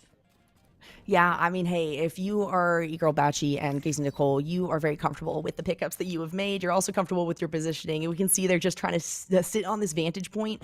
They have quite a while before the storm is actually going to exclude them. As we can see the circle closing in, they are going to have to make a move in a couple of minutes here. But that also means the players on the outskirts are going to be heading directly towards them. The other thing that we didn't really talk about was, I know for a fact, even though we didn't see it, that there were a couple of players who took too much fall damage, right? Sometimes those zip lines can be a little bit cheeky and they can drop you. Sometimes, when it comes to no build, that is one of the risks that you have to factor in.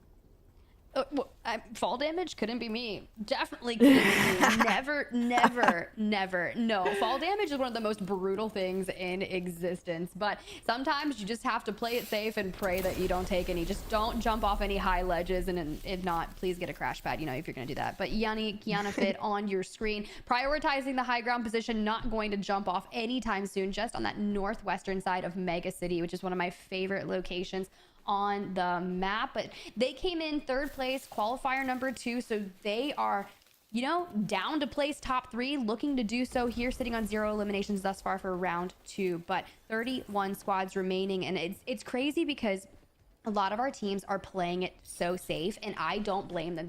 We talked about it earlier, no reason to go out. Thanks to our production for bringing up this map so we can kind of see dead center of the map. That is the way to be. But look at our teams that are still in Brutal Bastion over by Rumble Ruins. There are 2 squads just on the outside, but they're going to get gate kept by the teams that have already made it inside that POI.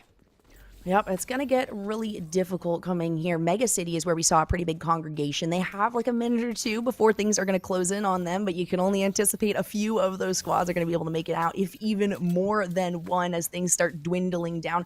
Really good coverage, though, it looks like, for Kelsey, who's going to be able to sit comfortably. There is another squad that is actually navigating up on them, but it might be from the opposite side. You got to make sure that you're covering 360 angle, you know, 180 generally a piece, if you can communicate that and if you can manage that. And with advantage point like this, that should definitely be something that is done. But it looks like there will just be another face-to-face at this point. Lena in a scary spot. Oh, unfortunate. No, that's it. All right.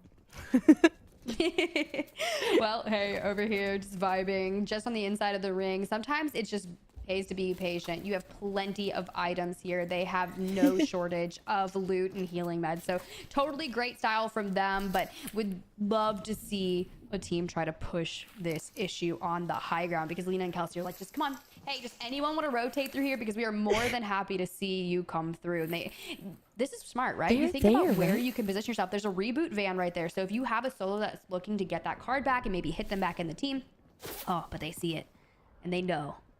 They do, and there's a team like literally right there with them. I'm so surprised that we haven't had any eyes for Lena and Kelsey. I mean, Lena was aware of something, or not Lena, sorry, Kelsey was aware of something. Of course, it ended up being her teammate. So she wasn't able to actually get eyes on the opponents right there. But somebody is going to end up falling here. Now let's take a look on the outside here as the storm is shrinking and more teams become eliminated. Ebeth is pretty comfortable with the items, right, that she's got, but she has to try to get closer to the edge here. And there are a lot of squads that have positioned themselves in kind of like a pincer maneuver, so it's going to be a tough move for her. To push ever so closer to Rumble Ruins. This is similar rotation that we had witnessed Curly Temple and Ebeth kind of make, and they did really well when the circle had ended towards Eclipse Estate, because we talk about like, you know, your drop spot POIs in correlation to where those final storm circles are going to be, but we have still yet to rotate in. And as we kind of break the seal on that storm circle, we are rotating in, but there is going to be a squad or 2 in the nearby vicinity. So while that zone starts to start shrinking again, you have to really think about, where do I want to end my positioning? We know there's likely teams, obviously, in Rumble Ruins. If you look to your bottom right hand side of your screen, you can see there are a multitude of teams, and Ebeth takes some shots, not necessarily going to connect just yet, but enough damage to kind of maybe let them know they're there. Hey, that's good enough. That potentially allows for the reposition here, and they are just going to sit pretty, but oh my gosh, they're getting pinched from the backside. This is exactly what I was talking about. You cannot focus your vision onto one team if you think that you're able to aggress on them, because likely what is going to happen is somebody is going to engage you from behind. Melanie and Amber were able to kind of drop down, manage to get themselves a little bit of an opportunity to recharge some of their shields and some of their health. They are going to be capable of that. Ebeth not going in just yet, which, you know, it's a risky strategy to try to go in right away, but it is also a risky strategy to allow them to sort of recoup. They're definitely thinking about it, right? So you want to make sure, hey, pull it out, but you want to have Curly Temple to have your back, but knowing that there are multiple duos in the vicinity, you can't necessarily full send without the risk of being third-partied. And if I'm Amber and Mel, I am so gracious to Caitlyn and everyone in the distance for kind of putting pressure on this duo from kind of trying to seal the issue. But Amber and Mel, they're going to get gate capped, so they have to think of how are they going to get out of the sticky situation, because they were currently outside the top 15 after round 1 and going out here in about 29th, 30th place. But look at the Storm Circle pool, Jolly.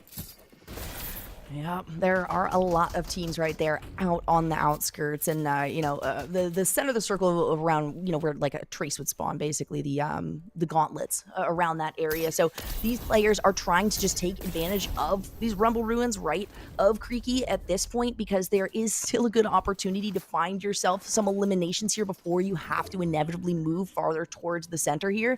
So that's why we're seeing so much resilience, and a lot of these teams just kind of maintaining their positions, really waiting it out and just attempting to get shots and escape, really, as opposed to like engaging in these fights and saying, all right, I'm definitely going to get an elimination. You do damage and then you try to run off and essentially hope that, that other team that's running away as well is going to encounter somebody else. It's so much easier if you don't have to deal with the eliminations, right? Sure, you don't get the points, but then you don't even have to worry about dying.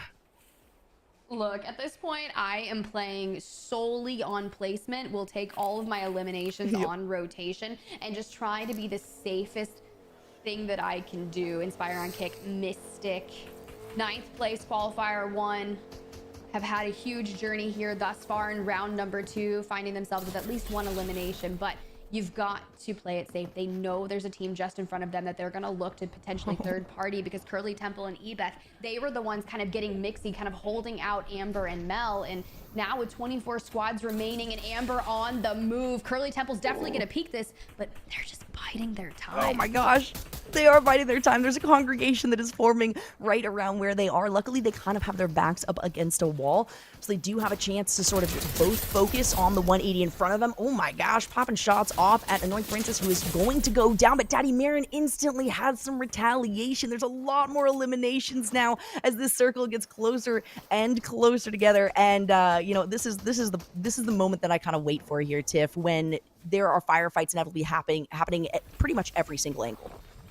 Look, we knew that was going to happen the moment that Storm Circle pulled at the furthermost southeastern point from all of our teams that we were looking at just on the outside of Frownsy Field. All of these teams are going to have to make their way, but if you've already prioritized your rotation, you can see Lavish Lily in the distance, Somerset still in it with 19 squads. They were outside the top 10 after round number 1. So teams that are fighting and vying for this, but all of the chaos is happening. K-Morse Cheeks forced to get out of the vehicle, trying to find some cover here in the bamboo, but Fran just keeps taking damage and now forcing themselves off the high ground. They're utilizing the little bit of cover that they've got, and man, sharing the utilities. What a good friend.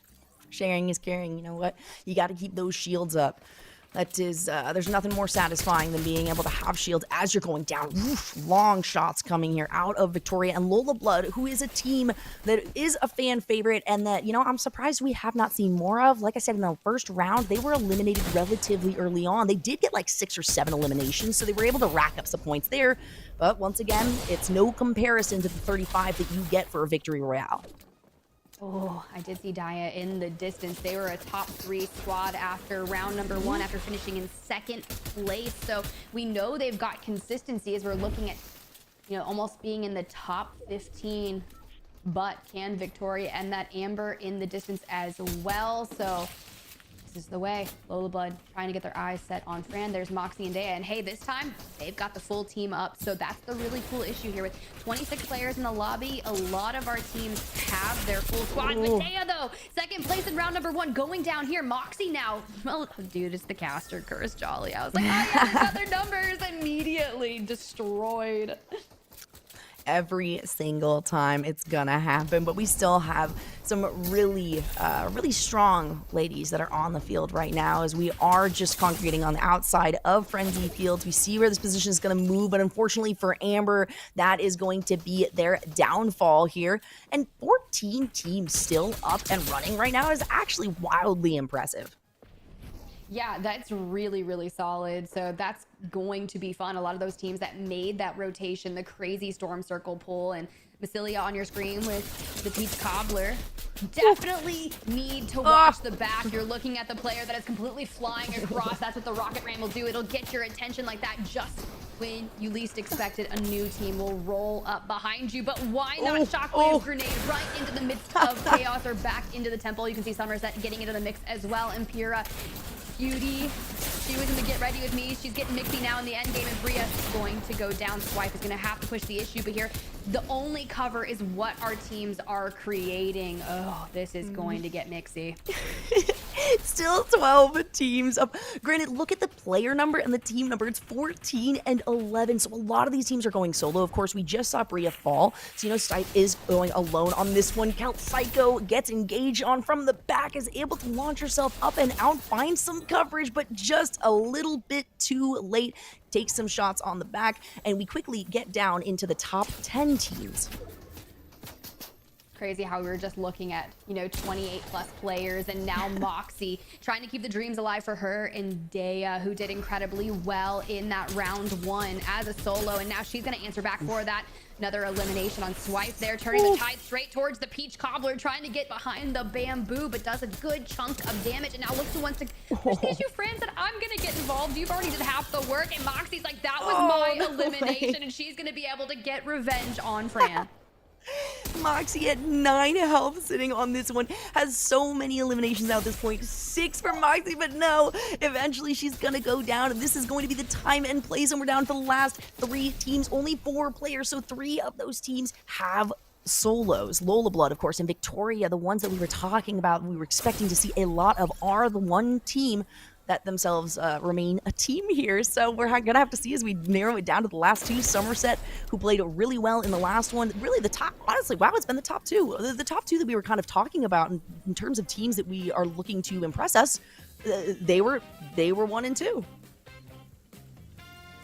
That's exactly what you need to do. And now we're just going to emote on it. I feel like we just all need to dance here. Don't mind us. Sorry, just dance break. The Puppers is like, hey, I want to help emote on them as well, Jolly. But congratulations to our team coming out, taking that victory here in round number 2. Victoria, who had just recently signed with 2AM, showing strong. Somerset, though, going in for a 2nd place. We talked about a little bit in the pre-show, and now you know what's going to happen. Our leaderboard is going to completely shake up. But for the teams that remain consistent, Jolly, this is over halfway of the tournament. Over halfway, right? We're 2/3 of the way through. There's only one other opportunity. Okay, you know what? I love you. I love you to death. You're just in the middle of gaming. This is so difficult. You were so sweet. Good girl. Go down over there. Yeah, that's something I'm excited is to see how the bracket has shaken up, right? And it's really unfortunate to say, but at this point, you kind of have a feeling of, all right, if you're not in that top 10, there's not really a high chance that you are going to be, break your way into that top 10, let alone the top 5 or even the top 3, which, top 2 are cash, and then $500 in benefit products is something that all of us wants to go home with. So we are going to, take another break because we got to tally those points. Our production behind the scenes, all ladies, by the way, who have all done a phenomenal job here so far today. We're going to give them a moment to make our jobs easier so that we don't have to math. So we will be right back with an updated bracket after this.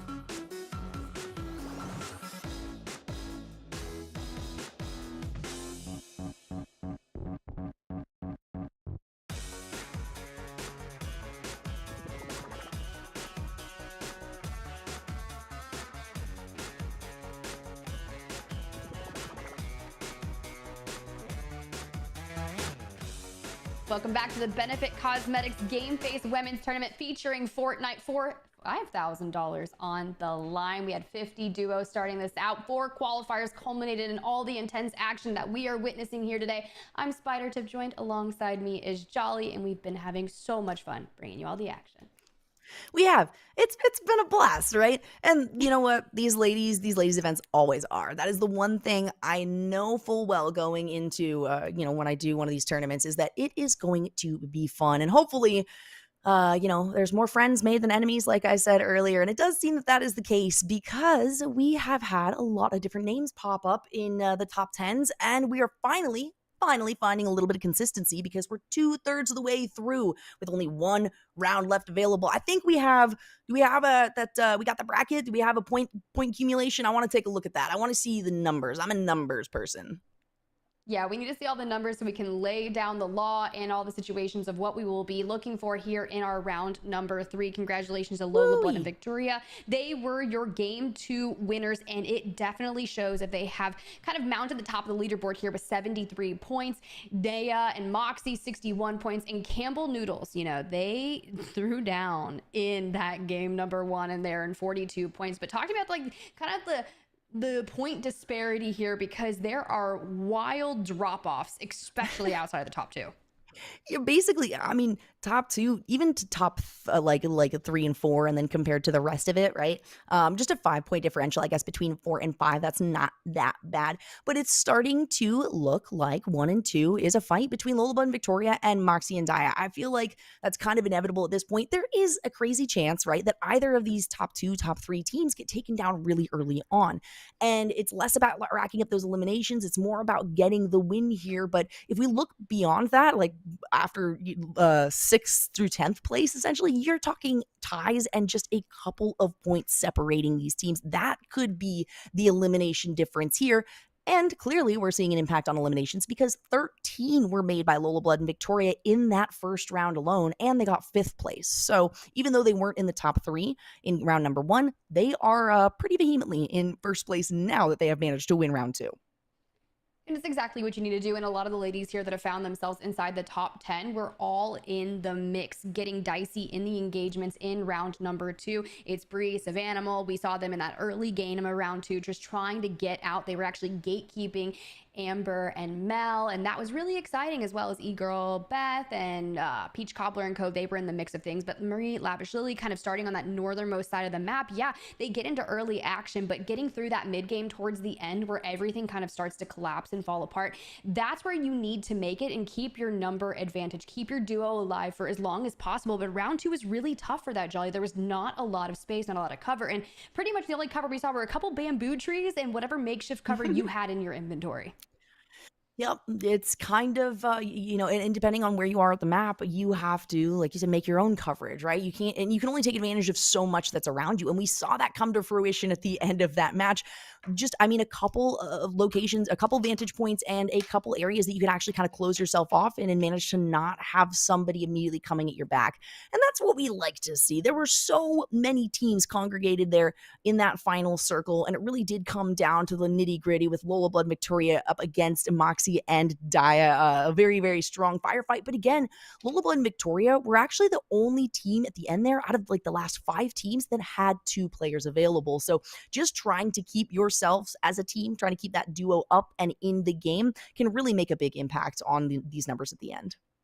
It's exactly what happened in round number 1 as well. So keeping the numbers advantage here for game number 3 is going to be your ticket towards that end game and your potential success here in the top 3, whether it's getting in some cash, that $5,000 prize pool, or it's the $500 worth of benefit products. Campbell Noodles on your screen on that 3rd place, 42 points threshold, right, to break into the prizing. They actually walked away with 42 points after game number 1. So maybe a potential lackluster game number 2. But regardless, that makes things a little more tough as you move into game number 3 with Team Fran Moore's on your back. You have 3 points separating yourself there. And even then, Vanessa and Somerset, they're looking to make a play for the top area because they just finished 2nd in map number 2. So it's like they keep getting better. We knew they were two titans that were frequently competing together that we would need to look out for, right? But maybe a lackluster map number 1 gave the other teams like Lolo Blood and Victoria kind of that starting soon that they needed to get as many points as they could on the teams that are outside the top 4.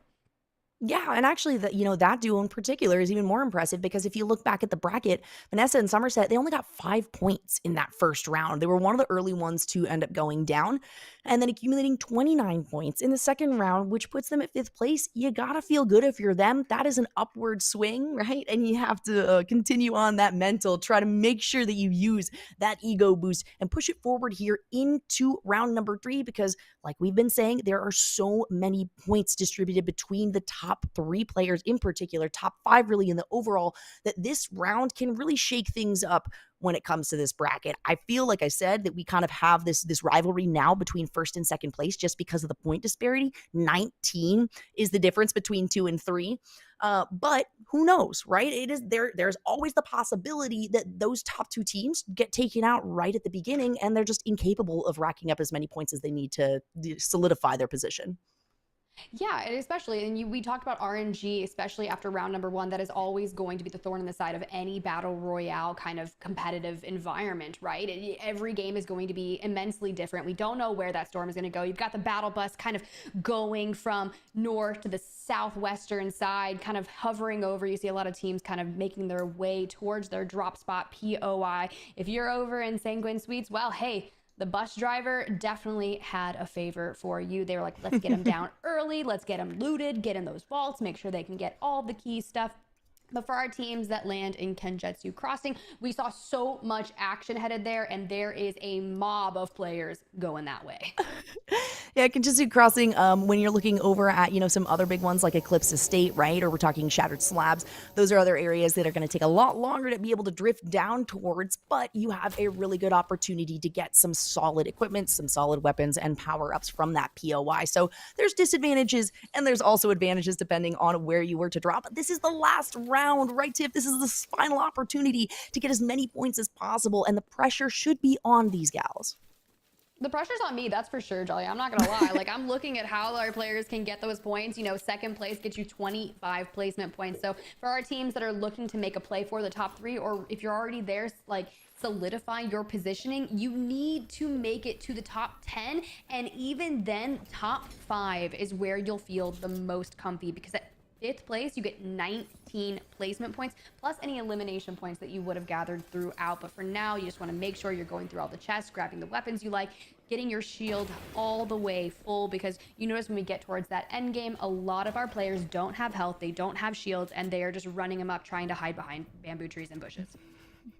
Speaking of running amok, we have a couple of squads here. We've got at least 4 squads actually sitting collected on Rumble Ruins here. So I anticipate a fight breaking out. We've already got several deaths though. 6 members have gone down and 3 groups have been eliminated. So this one is a pretty volatile match. And, if you get taken out right at the beginning of round number 3, it is not a good feeling. Yeah, with round number 3, you typically see in a final game one of 2 things happening. It's either going to be absolute chaos where everyone just goes super aggressive trying to rack up as many eliminations as possible, or it is the slowest game in existence, and typically it's more aggressive than not. So Bree, Savannah, they've already got their eyes set on a team. They just want to kind of push the issue, but not necessarily give it away. They want to wait for them to come out of the building, and then you have a relatively free elimination. I think another cool thing that you have to kind of acknowledge too is round 3 means that these players have played against each other now for a couple rounds. Even if they had never, scrimmed in the past, even if they have never played against each other before, they at least have a little bit of knowledge on the opposition, right? So, oh my gosh, no way. Where did that shot come from? Hold up. That was terrifying. That was terrifying. What a shot. No way. Oh my god. All right. Okay. But it's going to be Lantana with a sniper from distance. This is where it was, Jolly. You don't have to be up close and personal if you've got a sniper. You can just completely annihilate your enemy from afar. And that's a third party I wasn't expecting to see happen. That was so rude. That was rude. Are we watching cyberbullying? Is this I think they have families. That's not okay. I don't think that's okay. So many different teams. Already 5 duos are down, or 5 teams have been eliminated here, right? We're looking at 11 players across the board. But my gosh, we've been watching, funny enough, actually Kat and Latona for quite a bit. I think even including round number 1. And while they have shown a lot of prowess in positioning and being able to engage these fights, I have not seen snipes like that. That was so perfect. I mean, she took her time, and it was a single shot per player. That was utterly insane. That goes to show the importance of making sure that you are fully healed up at any given time, because you do not know what's going to happen. We frequently see Latana and just kind of taking that ultimate high ground positioning, looking for eliminations across the distance. But as we get a good lay of the land here with our map, you see the storm circle is kind of going to encompass a large portion of the map. Sanguine and States will have to kind of push in, but no issue there. Karuki Buki, though, has the issue, gets completely de-shielded, has only minis to kind of make their way up to only just under 150, but hey, it's all good. They're inside. Fortnite is one of those where if this was actually how these beverages were imbibed, right? Like this would be the messiest. I mean, basically half of it goes on the shirt. It is like actually me drinking any beverage in real life, where half of it doesn't make its way into my mouth hole. And it just gets splattered everywhere. Honestly, it's so funny to watch. When I'm playing the game, I don't really realize it. I don't think about it. But as you're seeing this, this outside perspective, I love just watching the chug jug and being like, nothing's leaving that thing. It's still full. They're done, but it's full. Yeah. We still love it. We still love every bit of it. But oh yeah.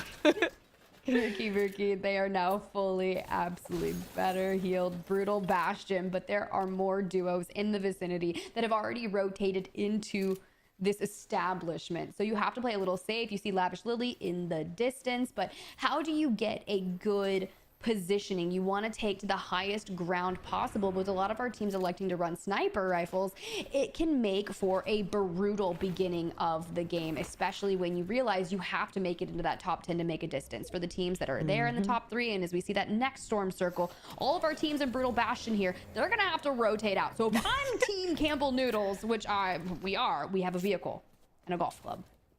A vehicle right on the edge of a cliff. Little dangerous right there, but some solid loot can be found here before they decide to kind of move away from this bastion. It looks like the circle's going to close kind of right around Frenzy Fields, right, which we have a few teams already congregating on and trying to find a little bit of a mainstay for themselves. This is also one of the things I like to see at this point too, is I love looking at the mini map or the overall map and seeing just how these duos like to play, whether it's sticking side by side, kind of covering each other's sixes and watching each other's backs, or actually spreading out. And the thing that I gather from that basically is how much communication they have locked down, right? And part of that is how much confidence you have in your teammate and also yourself for making these calls. And I think that's where it goes to show a lot of the experienced duos that have been competing together more frequently, whether it's here at the Benefit Cosmetics tournaments, throughout the qualifiers, or any of the other tournaments that kind of have been going on.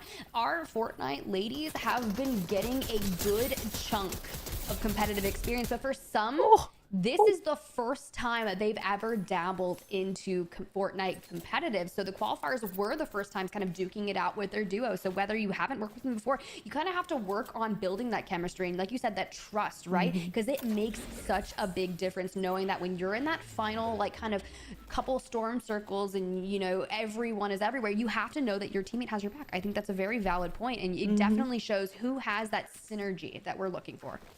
Oh, yeah.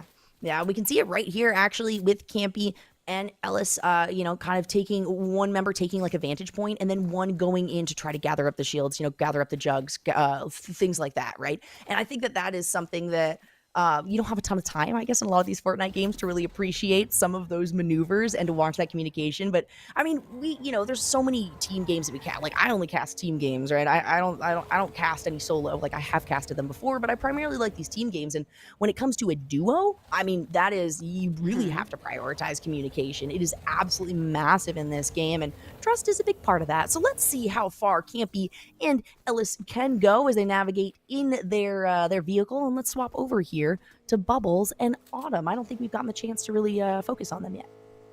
Yes, this is gonna be Team Love There they Autumn go. as Team Campbell Noodles goes by in the vehicle. Congratulations once again, Bubbles, having that trigger discipline. They came through in qualifier number 3, 13th place, dropping into Shady Stilts, but have clearly already started to rotate out of that. And Autumn, you know, variety streamers. So some of our ladies here are not just hardcore Fortnite mains. They just love getting into the competitive nature and kind of showcasing what they have. And not only that, but having fun, right? So Autumn, you know, a Black Girl Gamer streamer as well. So works a lot with them. I know that Benefit Cosmetics and Game Face Tournaments have kind of collabed with them in the past to put on events as well. So super cool to see them competing here on the Fortnite.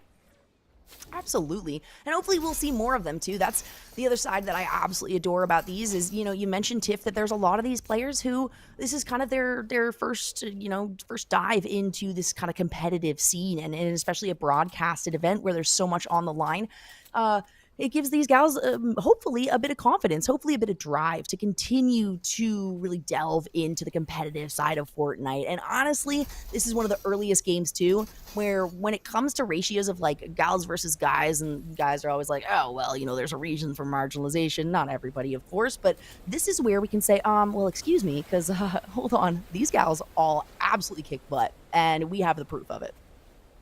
We definitely do, and that's why we love the fact that Benefit Cosmetics and Light, Rival, all of our, you know, squads behind the scenes kind of teaming up to bring these tournaments to you. And hey, Pickles belong on pizza. They were inside the top 10 after round number 1, and they're looking to find themselves back in it, but kind of skating around the jungle here. And Impra. Look, I don't know. Sometimes I don't know what to use for a vowel when I see Y, Jolly.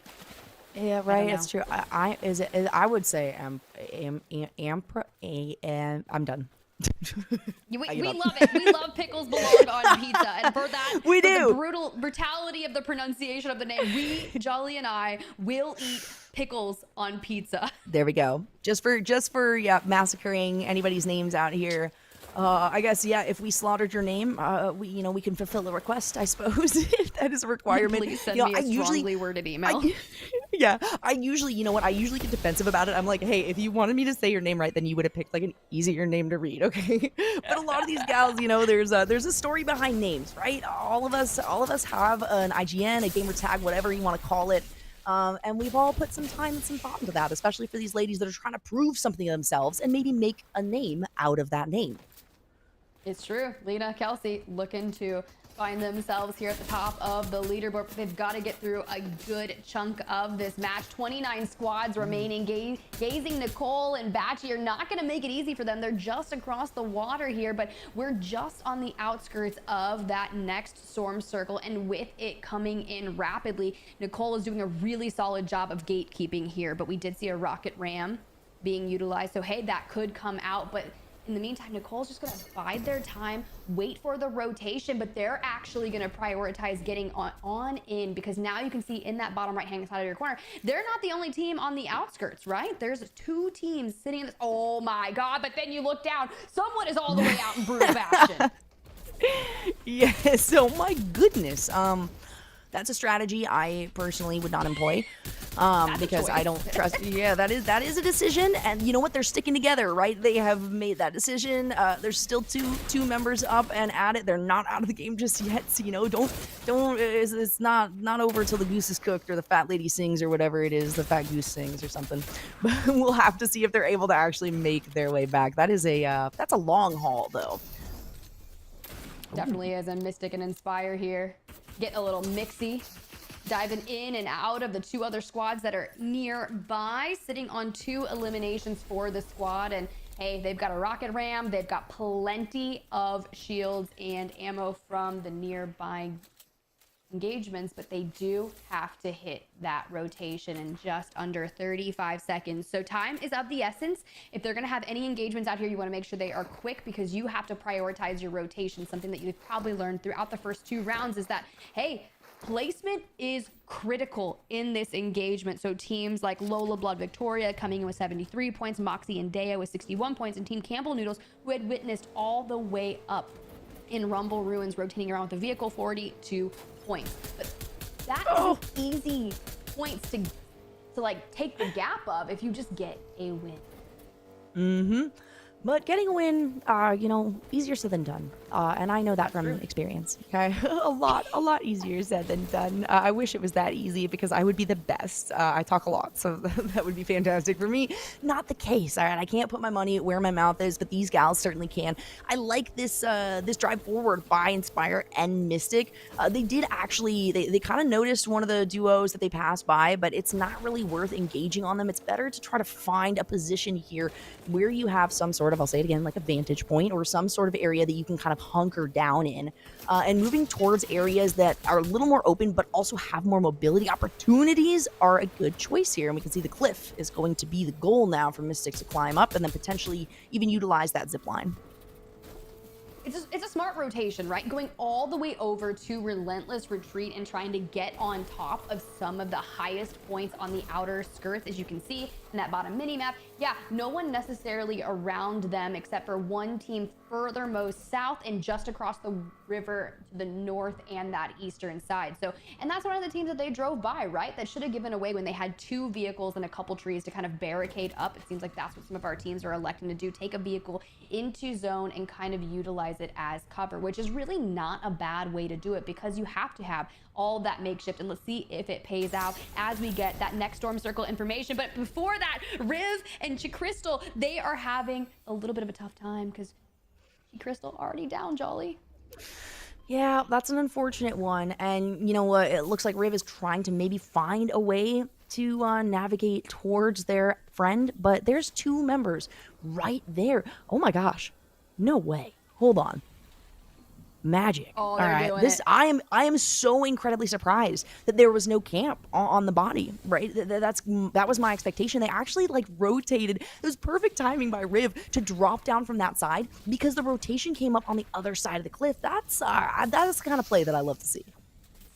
And it's kind of crazy, right? 10th place, qualifier 1, bringing it into the finals. Their drop spot is actually Relentless Retreat, where the zone is kind of pulling to. So they are having to kind of rotate back after they had already spent the entirety of the beginning of the match trying to go more further north, look for engagements, and kind of sitting on 0 eliminations thus far, doing a negative rotation once again to try and prioritize, maybe hitting all the shields, and maybe they need a good loot, and you can see just now doing exactly that. Get the loot, get what you can. Riv and Crystal ended up in number 10, I think, is what I saw here. Yep, 10th place in that qualifier 1. So they are familiar with at least being, close to the single digits. So it looks good for them. They're playing with that confidence that we really like to see. But how close can they navigate to the center of the eye to be able to actually try to clutch in like a win or be in the top 5 position? We know they're capable of it. We've seen some really good plays for them. But when it comes down to the wire, only one can win. And there's a lot of squads actually out there. Look at that, Rumble Ruins. There's a couple that are still kind of focusing on that as this eye is going to shrink. They need to make their way across. And they're in an okay position, though. It's nothing too risky. I like the fact that these teams right now are playing a lot farther along the edge and trying not to get to the center just yet. This is going to be really similar to that round 1 where everyone had to roll out of Eclipsed Estate, except everyone's going to have to roll into Relentless Retreat, and that is going to be one of the toughest POIs to try and kind of infiltrate this late in the game. So all of our duos that kind of made that early rotation, that had a good call, like, hey, I think it's going to end over here, let's go ahead and grab a vehicle and rotate in, that probably just secured you at least 5th place if you can make that happen. Because look at all our teams, like ABG Lena and Scare, they're just on the outskirts, they're in Frenzy Fields, and there's at least 8 teams here out of the 23 that are looking to duke it out. And they're going to take your advice here, hop into the vehicle before anything crazy happens and start to make their move. That's kind of like, one of the decisions that you make. Either you really maintain your position on the edge and you hold out as long as you can, or you say, okay, let's clear this and then let's try to get towards the center, find an early position so that we can kind of have this proactive play, right? As opposed to reactive play as those teams that are navigating in. Wayne Nicole jumps, gets hit by the front of the car. Only a little bit of damage onto the shield. She's still up and alive, and Batchy is behind her with full health and full shield, so she's just going to continue on. That car didn't get her. It's fine. She's good.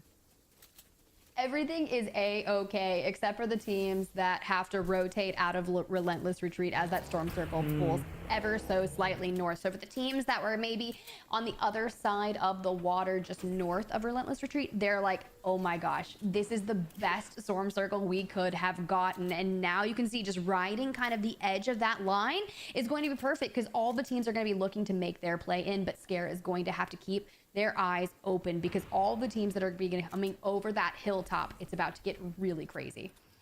Yeah, anyone that was, has kind of found a mainstay in Shattered Slabs is going to be navigating their way down because you can expect that there are going to be a lot of people that are moving away from Relentless Retreat. Whoever was able to survive the duels and the duke outs that we saw there. And it's kind of half and half in terms of the strategies here from these teams, right? You have a lot that are just kind of grouped around the edge of this storm, waiting for others to, maybe navigate towards the center. And then you've got several that have moved inward, have already found a position, and are just waiting for the remaining players. And that's, the proactive, reactive play.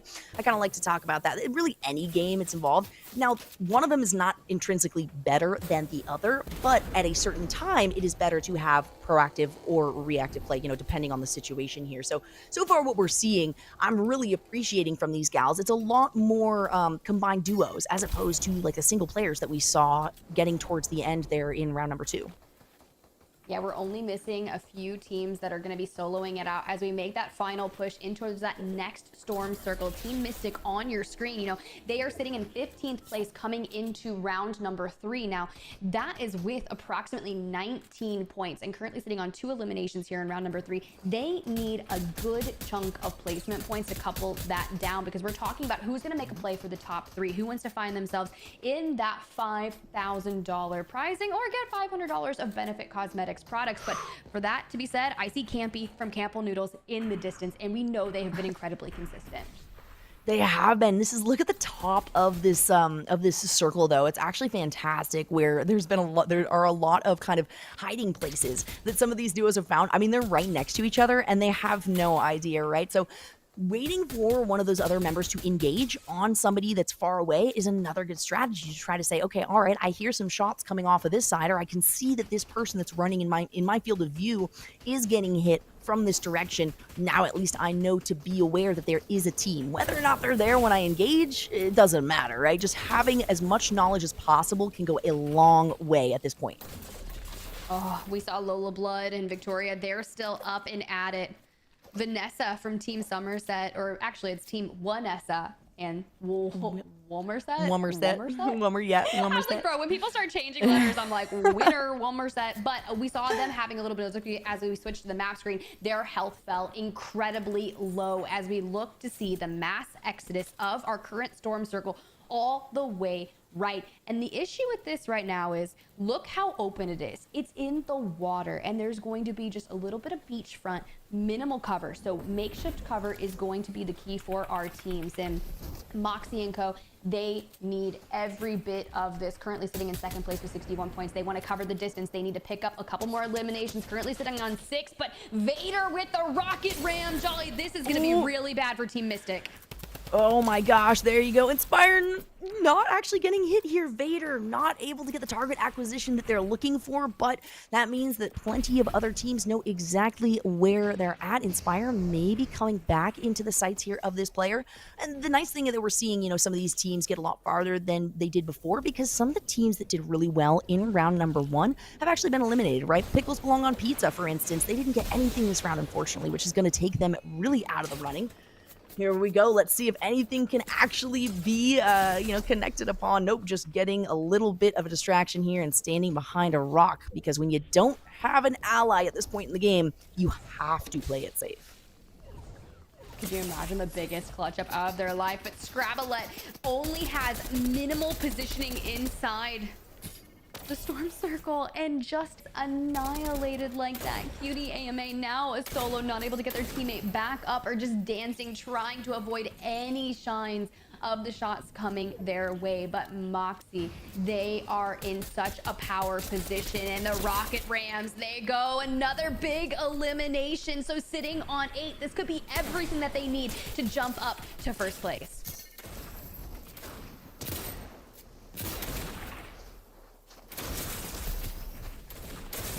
Moxie and Dea. Okay, they're still going.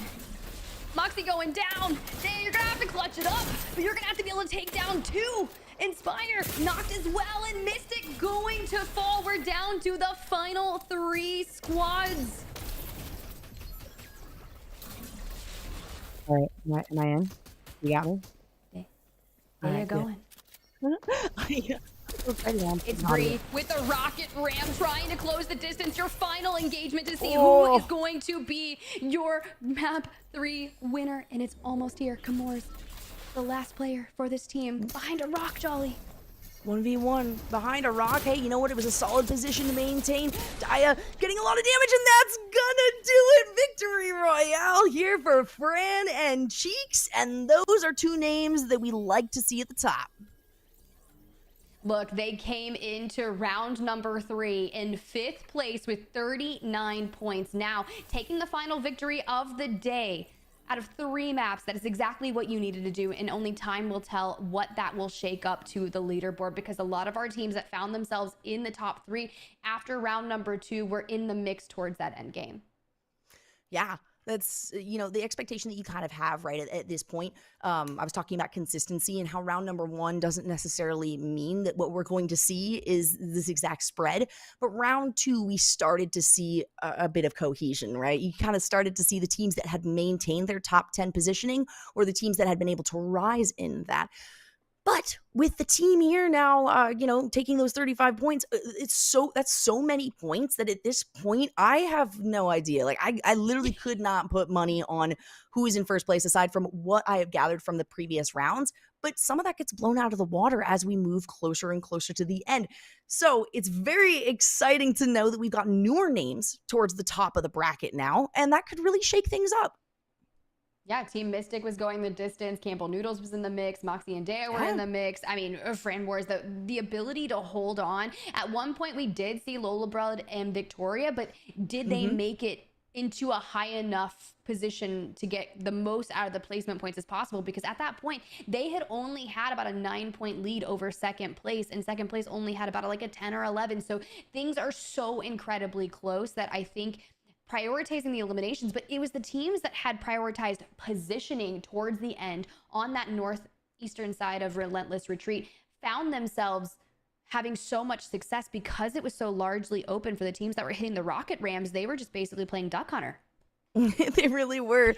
It was a lucky position, and it seems like everyone had a very similar idea of what to do, right? We saw congregations in kind of the same area of the circle. We saw 4 or 5 different duos kind of engaging upon each other in the same location or from afar. So it really narrowed it down, and that's where we get to see excellent positioning from these players. That's where that communication really comes into play, where it's obvious to us, even though we're not part of their comms, we can tell that there is a lot going on behind the scenes and they're working really hard together. And hey, when it comes down to it, that was round number 3, right? The last opportunity to get as many points as possible. And we don't know just yet who's taking home that big chunk of change, because it's $5,000 for the top 3 places. Yeah, I think it's a really good thing to remind everyone, because we talked about it a lot at the beginning of the show before we kind of dived into our 3 rounds. There were 3 rounds to decide $5,000, and the placing is going to go as follows in terms of the prize pool, right? The first place taking home $2,500 in cash, second place $2,000 in cash, and third place, look, this might be more valuable to a lot of people than the actual cash itself, but I guess if you win 2,000 split evenly between the duo themselves, so 1,000 each, you can still go buy $500 worth of benefit products, because it's I like buying a lot of makeup. I'm not gonna lie, but I wouldn't hate getting third place in this. Let me tell you that much. Absolutely not. You know what I would hate? What I would hate is probably getting 4th place. Because you're right on the cusp, right? That's where it really hurts. You're like, so close, so close. So but close, hopefully, yet so far away.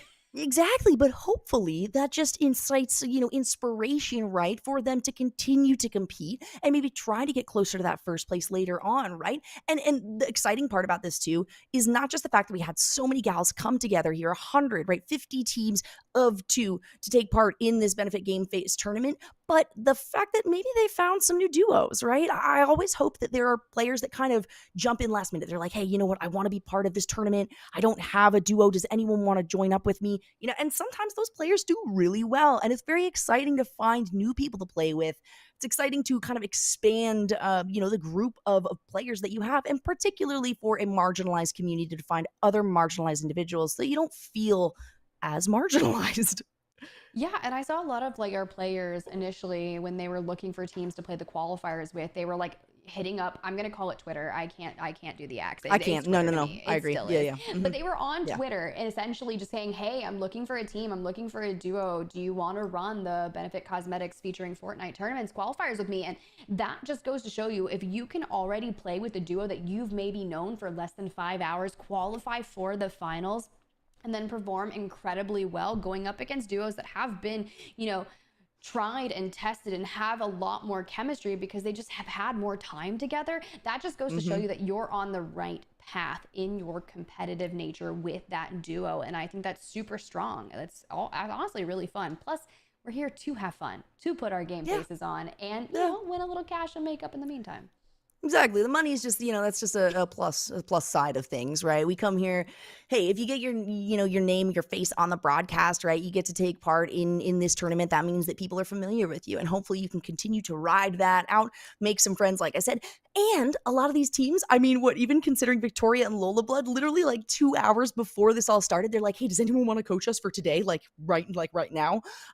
So a lot of these teams also have the opportunity to be like, hey, you know what? We want to be coached, right? I do actually really enjoy doing this. I think I've found somebody that I can work well with. Now what's going to happen if we incorporate a third person, no matter who it is, to try to give us a little bit of advice? And that just opens up so many opportunities for so many of these gals. So no matter what place anyone got here in the overall, there were 50 teams. There has to be a team that's in 50th place, right? So hopefully all of these gals had just as good of a time as we did, and it inspires them to continue forward and to try to do better at this. And maybe we'll see their faces later on.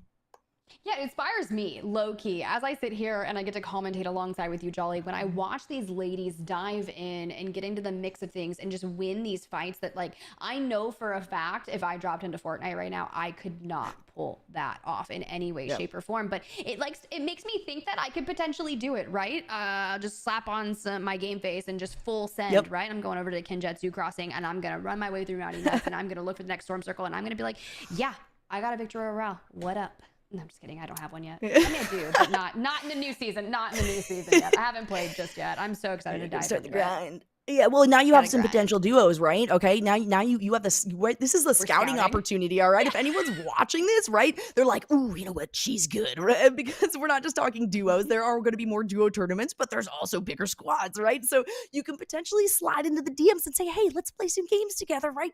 That is absolutely an opportunity. Of course, don't expect everybody to just be like, yeah, I'll play with you, random person totally, online. I'll carry you. But hopefully there's kind of this I don't know, not like an exposure, like an opening, but just something that's a bit more available, right? Accessible to a lot of people who in the past may have thought it wasn't for them or it wasn't something they could do, that there are restrictions outside of their control. Hopefully this kind of eliminates some of those, drops down the walls and lets people realize, hey, maybe I can do this. Maybe I should try. I think that's actually really good because there were qualifiers for this tournament. It wasn't invite only.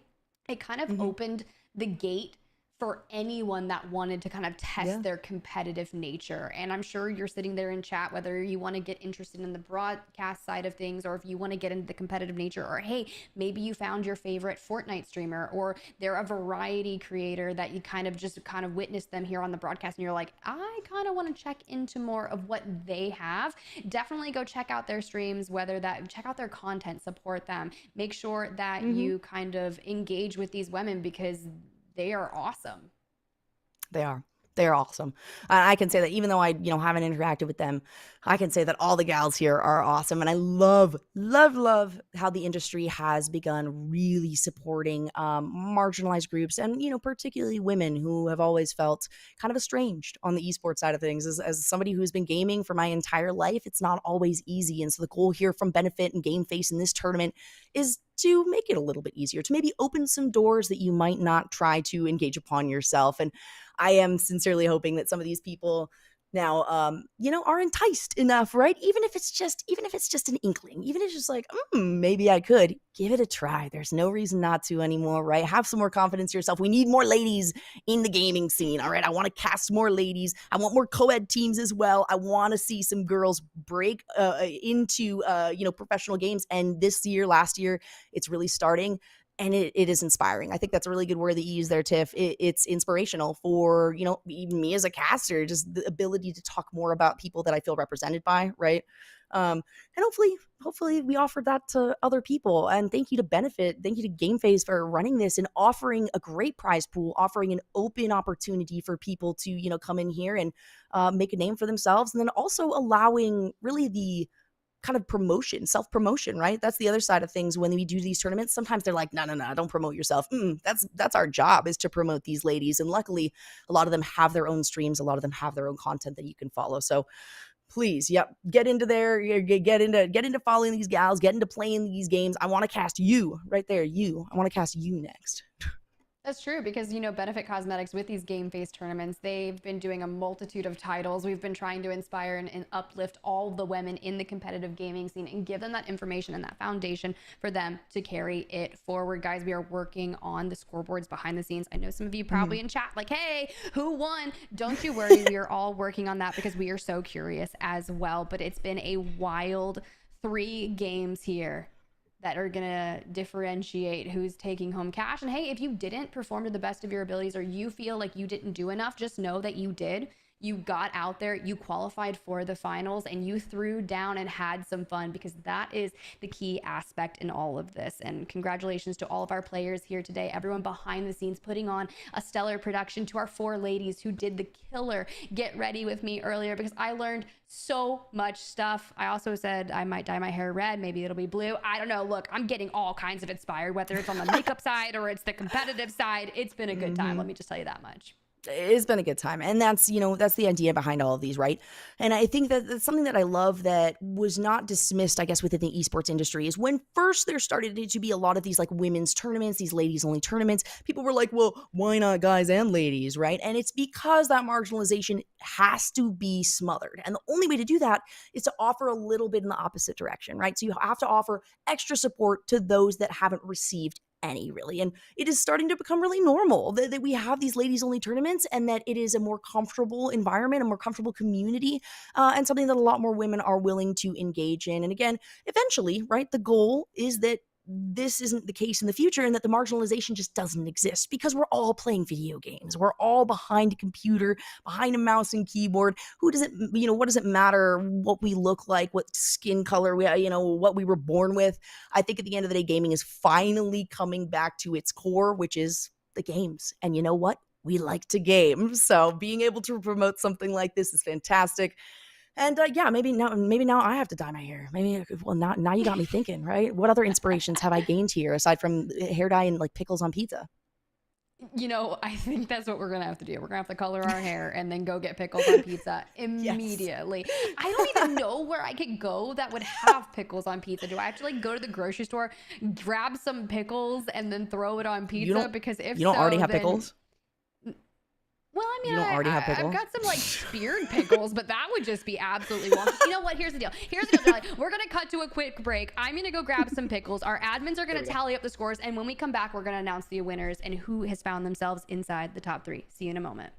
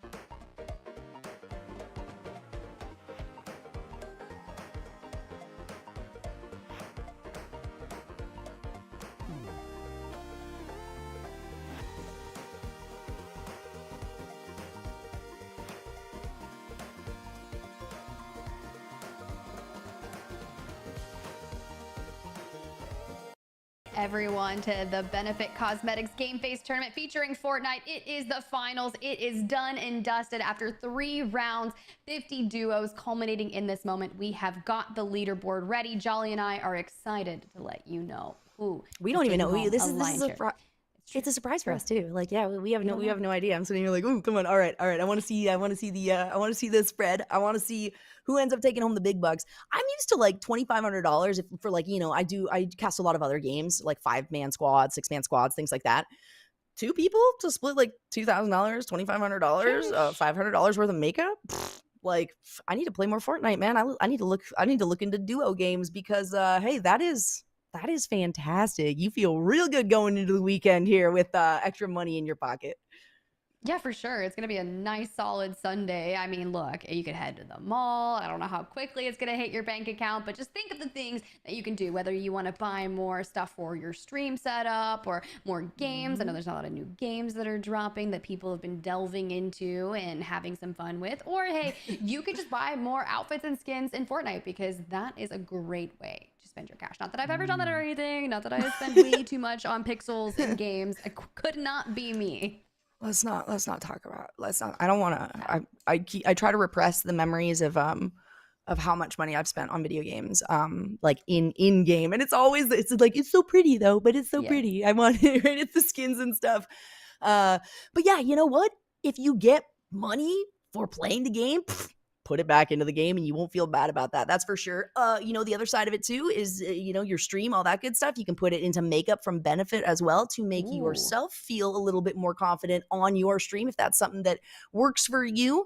And maybe I'll have to take some of my money, actually, not that I get any of the winnings or anything, but like the money that I have personally and maybe invest something here because I did learn quite a bit. I learned quite a bit from these gals. I want to see though who took first place, second place, and third place in particular, and who ended up in the top 10 here. I think we have a graphic ready for that.